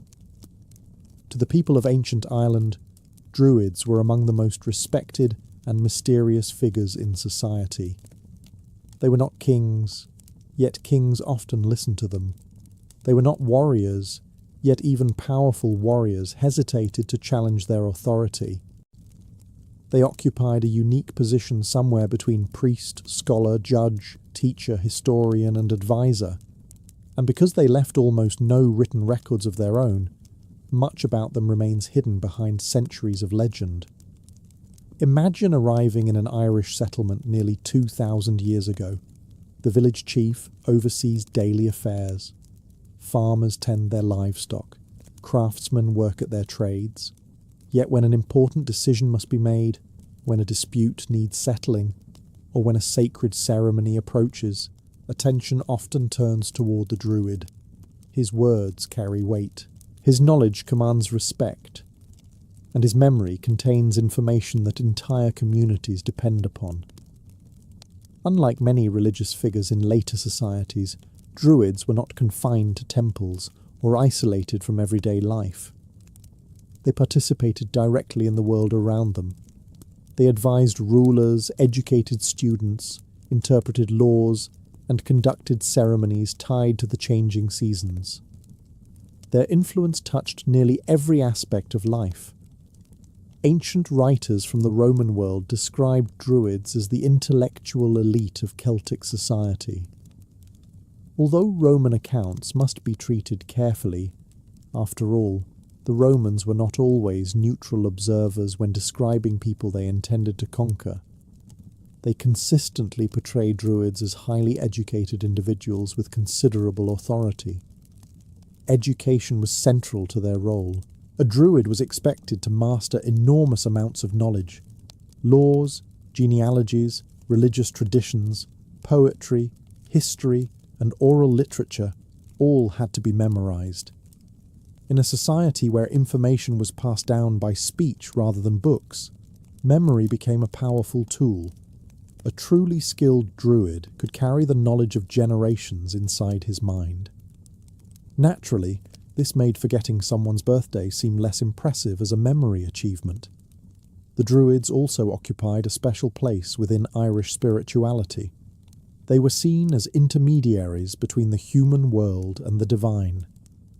Sacred rituals, festivals, and ceremonies often required their presence. Many people believed Druids possessed wisdom that connected them to forces beyond ordinary understanding. Yet for all their prestige, the Druids remain elusive. We know they were important. We know they were respected. But much of their world vanished before it could be recorded. What survives today is a mixture of history, tradition, and mystery. And that mystery is precisely what makes the Druids so fascinating. If the Druids were the intellectual elite of ancient Ireland, they did not achieve that status quickly. Becoming a Druid required years of study, discipline, and memorization. In a world without universities, libraries, or printed books, knowledge had to live inside human minds. The Druids became the guardians of that knowledge, and training new members of their ranks was one of the most demanding educational systems in the ancient world. The process often began when a young student showed promise. Perhaps he came from a respected family. Perhaps he displayed unusual intelligence or a remarkable memory. Whatever the reason, he would be accepted by an experienced Druid and begin a long period of instruction. This was not a short apprenticeship. Roman writers claimed that Druidic education could last as long as 20 years. Whether every student studied for quite that long is difficult to know, but the training was undoubtedly extensive. Years passed before a student could be considered fully qualified. The reason was simple. There was an enormous amount to learn. A future Druid needed to master laws, tribal histories, genealogies, poetry, religious traditions, rituals, and stories passed down through countless generations. Every important event, family connection, and legal precedent had to be remembered accurately. Mistakes could have serious consequences. Imagine trying to settle a dispute between two powerful families while accidentally forgetting several generations of their ancestry. It was the ancient equivalent of misplacing an important legal document. The Druids therefore placed extraordinary importance on memory. Interestingly, much of their knowledge was intentionally not written down. Ancient sources suggest that Druids preferred oral transmission. Some believed writing weakened memory. Others may have wished to keep sacred knowledge restricted to those who completed the proper training. Either way, students spent years memorizing vast quantities of information. Lessons were often delivered through verse and poetry. Rhythmic patterns made complex information easier to remember. A student might spend hours repeating passages until they could be recited perfectly from memory. The result was a culture that valued mental discipline above almost everything else. Training was not limited to memorization alone. Students learned how to interpret laws, advise leaders, conduct ceremonies, and understand the traditions of their people.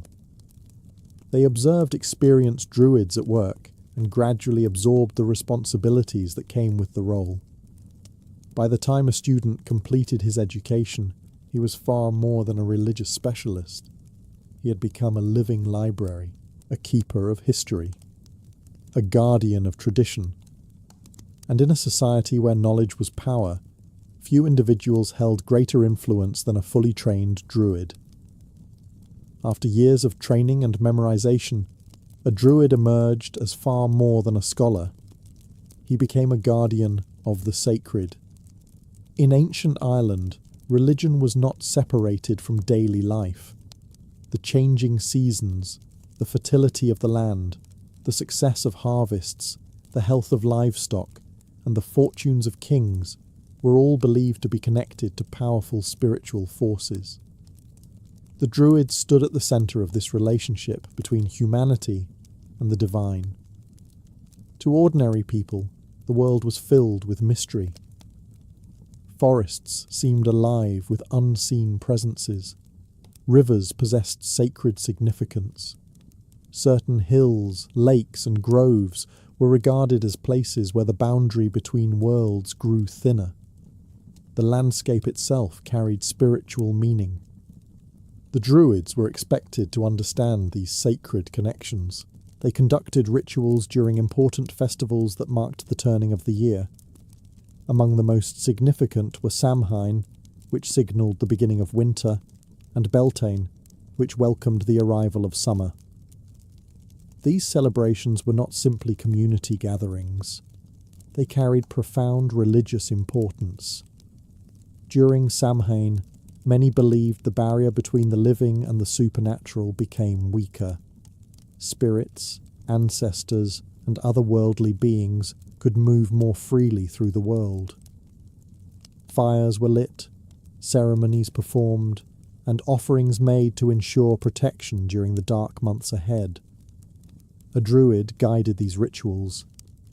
Without his knowledge, ceremonies risked being performed incorrectly. In a society that viewed proper ritual as essential to maintaining harmony with supernatural forces, this was not a trivial concern. The Druids also served as interpreters of signs and omens. Unusual events in nature could be viewed as messages requiring explanation. A strange storm, an unexpected animal appearance, or an unusual celestial event might prompt people to seek a Druid's wisdom. Human beings have always wanted explanations for uncertain events. The difference was that modern people check weather applications, while ancient Irish villagers consulted Druids. Many traditions associated Druids with sacred groves. These wooded areas were often regarded as holy places where ceremonies could be conducted away from ordinary settlements. Surrounded by ancient trees, participants gathered for rituals that connected communities to their gods, ancestors, and traditions. Because the Druids relied primarily on oral transmission, much of what they taught was never written down. Their sacred knowledge passed directly from teacher to student across generations. This gave the Druids tremendous influence. They preserved beliefs, ceremonies and traditions that helped define Irish society itself. To the people of ancient Ireland, they were more than priests. They were the guardians of a sacred world, ensuring that the wisdom of the past continued to guide the present.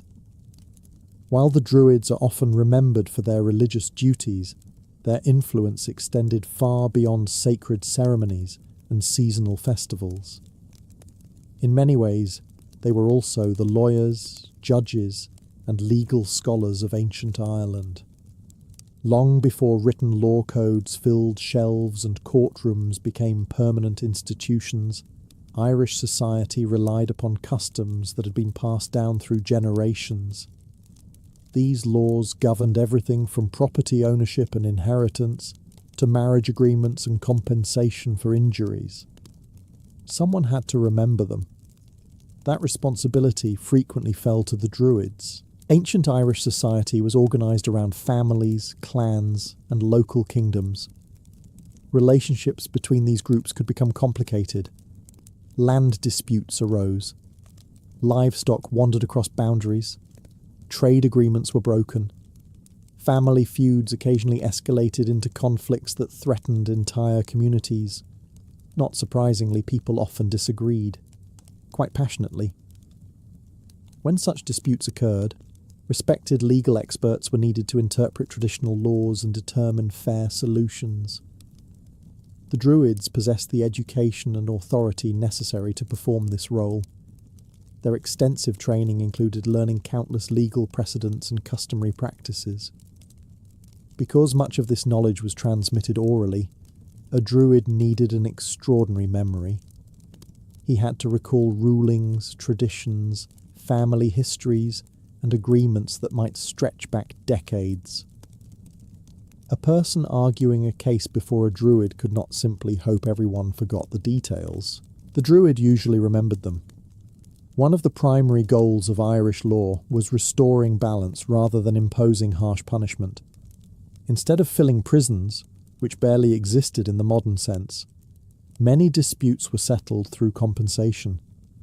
If someone caused harm, they might owe livestock, goods, or other forms of payment to the injured party. The objective was often reconciliation.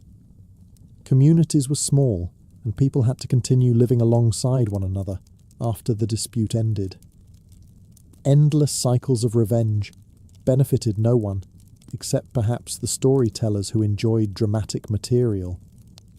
Druids also advised kings and local rulers. Before making important decisions, a king might consult trusted legal experts to ensure his actions respected established customs. A ruler who ignored tradition risked losing support among both nobles and common people. Law, politics, and religion frequently overlapped. The Druids occupied a unique position at the intersection of all three. Their authority came not from military power, but from knowledge. They commanded no armies, yet even powerful kings often valued their judgment. A wise ruler understood that maintaining legitimacy required more than strength alone. It required respect for tradition. And few people understood those traditions better than the Druids, whose memories preserved the legal foundations of Irish society itself. The Druids preserved religious traditions and interpreted laws, but their responsibilities did not end there. They were also the keepers of memory. In a world where very little was written down, history survived because someone remembered it.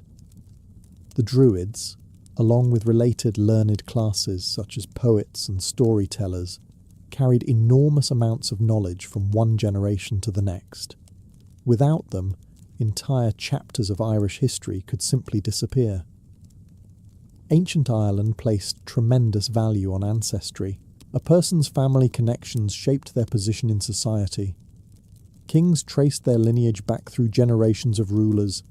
Noble families preserved long genealogies that established their rights and prestige. Remembering these family lines was not a casual hobby. It was a serious responsibility. A druid or learned scholar might be expected to recite generations of ancestry from memory. This knowledge helped settle disputes, confirm inheritance rights, and reinforce political alliances. Forgetting an important ancestor could create confusion that lasted for years. The Druids also preserved the stories of the past. Heroes, battles, migrations, legendary rulers, and supernatural events were passed down through carefully maintained oral traditions. Around hearthfires and during great gatherings, these stories connected people to their ancestors and their shared identity. Many of the famous Irish legends known today likely survived because generations of learned men continued to repeat them. Stories of great warriors, magical beings, tragic romances, and heroic deeds travelled across centuries through memory alone. That is a remarkable achievement. Most modern people struggle to remember where they left their keys. The learned classes of ancient Ireland could preserve entire epics. Poetry occupied a particularly important place in this tradition. Poems were more than entertainment. They preserved history, celebrated victories, criticised leaders, and transmitted knowledge. A skilled poet could earn great respect within society. Their words carried influence that extended far beyond simple storytelling. Kings often maintained poets and scholars within their courts. These individuals recorded important events through verse, praised worthy rulers, and sometimes mocked those who deserved criticism. Public ridicule from a respected poet could damage a leader's reputation more effectively than many political rivals. Knowledge itself became a source of power. A druid or scholar who understood history, genealogy, law, and tradition possessed influence that could not be measured in land or wealth. Their expertise helped define what communities remembered about themselves. As centuries passed, Ireland would eventually embrace writing more fully, especially after Christianity arrived. Yet much of the material later recorded in manuscripts had survived only because generations of druids, poets, and scholars carried it in their memories. They were the guardians of Ireland's past, and without them, many of its greatest stories might have been lost forever. For all their roles as teachers, judges, and scholars, the Druids are most often remembered for something else: mystery. Ancient stories frequently portray Druids as figures possessing unusual knowledge and extraordinary abilities. They appear in legends as prophets, advisors, magicians, and intermediaries between the ordinary world and forces beyond human understanding. How much of this was real and how much belongs to legend is difficult to determine. The problem is that most surviving accounts were written centuries after the Druids themselves flourished. By then, history and folklore had become deeply intertwined. Separating one from the other is sometimes like trying to separate mist from the morning air. Nevertheless, these stories reveal how people viewed the Druids, and that perception was powerful. Many believed Druids could interpret signs hidden within the natural world. The flight of birds, unusual weather patterns, dreams, celestial events, and other occurrences might all contain messages requiring interpretation. To the ancient Irish, the world was filled with meaning. Events rarely happened without reason. The Druids' task was to uncover those reasons. Prophecy occupied a special place in these traditions. Legends often describe Druids foretelling the rise of kings, predicting battles, or warning of future disasters. Whether these predictions were genuine prophecies, educated guesses, or stories enhanced through generations of retelling is impossible to know. Ancient storytellers were not always concerned with strict historical accuracy. A dramatic prophecy tends to improve a story considerably. Druids were also associated with blessings and curses. A respected Druid's approval could be sought before important undertakings. Likewise, many feared earning their disfavour.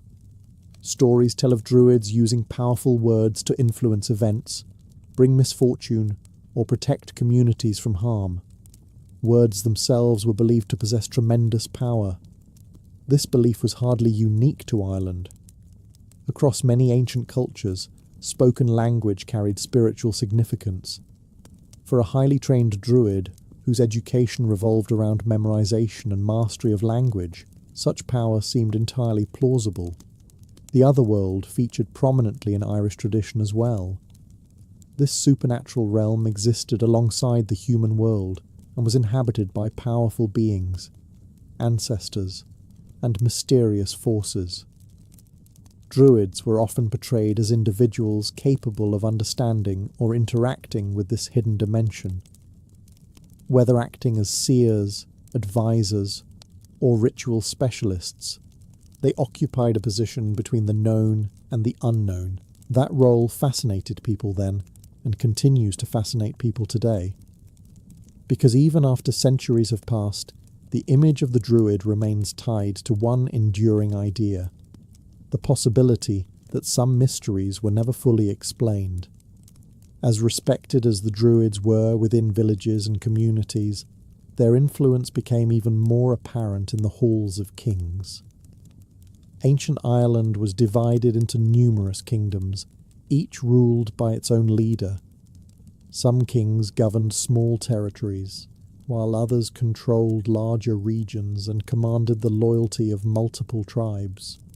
Regardless of their power, few rulers operated entirely on their own. A king might carry a sword, a king might command warriors, but a wise king also listened to advice. And some of the most trusted advisors in Ireland were Druids. The relationship between kings and Druids was complex. Druids did not usually rule directly, nor did they command armies.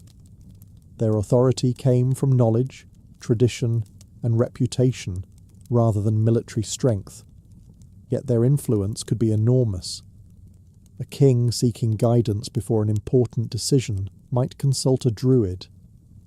Before entering a conflict, forming an alliance, or settling a dispute, rulers often relied upon individuals whose wisdom was respected throughout the kingdom. In many stories, Druids appear beside kings during crucial moments. They offer counsel, interpret omens, explain traditions, and occasionally deliver warnings that are ignored with predictably unfortunate results. Ancient literature contains numerous examples of rulers suffering because they dismissed wise advice. Apparently, ignoring experts is not an exclusively modern habit. The Druids also played a role in royal ceremonies. Kingship in ancient Ireland was not simply a political office. It carried religious and symbolic significance as well. A ruler was expected to maintain harmony between the people, the land, and the traditions of the kingdom. Ceremonies surrounding the inauguration of kings often involved ritual elements that reflected this sacred responsibility. Druids helped oversee such traditions. Their participation reinforced the legitimacy of the ruler and connected the new king to generations of ancestors who had held power before him. This influence could occasionally create tension. A powerful king might wish to expand his authority, while a respected druid could remind him that tradition imposed limits. Knowledge and power did not always pull in the same direction. Yet most successful rulers understood the value of cooperation. The king provided leadership and protection. The druid provided wisdom and continuity. Together, they helped maintain stability within a society where political alliances were constantly shifting and rival kingdoms competed for influence. Through this partnership, Druids became deeply woven into the political life of ancient Ireland. They were not merely observers standing on the sidelines. They helped shape decisions that affected entire kingdoms. And in a world where a single choice could determine peace or war, the counsel of a druid was often worth listening to very carefully. For centuries, the Druids stood at the centre of Irish religious and intellectual life. They advised kings, interpreted laws, preserved traditions, and guided sacred ceremonies. Their authority seemed deeply rooted in the fabric of society itself. Then a new faith began to arrive. Christianity did not appear overnight, nor did it instantly replace existing beliefs. The transformation of Ireland was gradual, unfolding over generations rather than years. It was a slow process of adaptation, negotiation, and cultural change. Among the figures most associated with this transformation is St. Patrick. According to later tradition, Patrick arrived in Ireland during the 5th century and began spreading Christian teachings throughout the island. Medieval stories often portray dramatic confrontations between Patrick and powerful druids, depicting a struggle between the old religion and the new faith. These tales are fascinating. They are also difficult to verify. Many were written centuries after the events they describe, and often blend history with legend.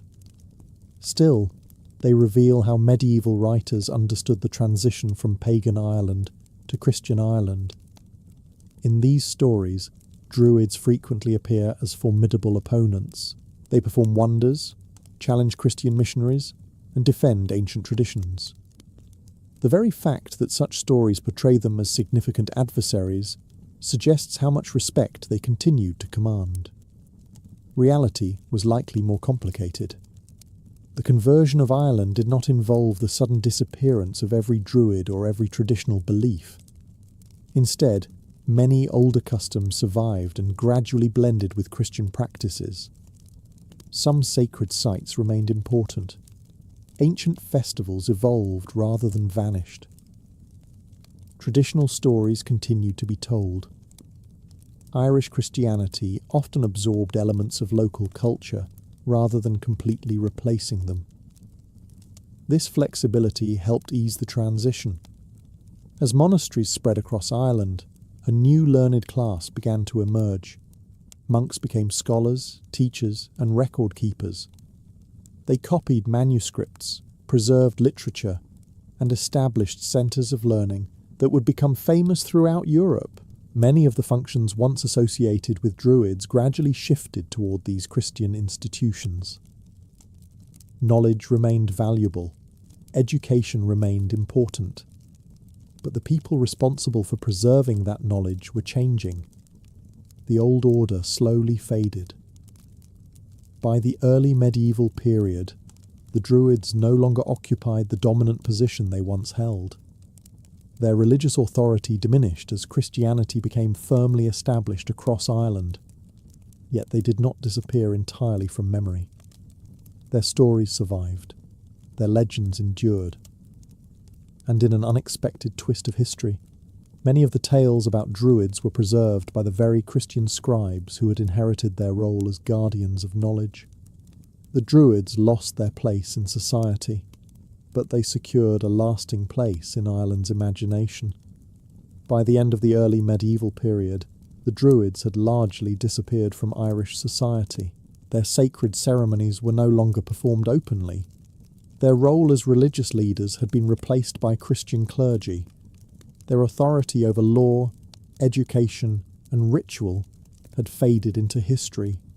Yet somehow, they refused to vanish completely. Unlike many ancient peoples, whose traditions disappeared without a trace, the Druids left behind something remarkable: a legacy. Ironically, much of what we know about them survives, because medieval Irish monks chose to preserve old stories rather than destroy them. These Christian scribes copied legends, genealogies, heroic tales, and fragments of ancient traditions into manuscripts,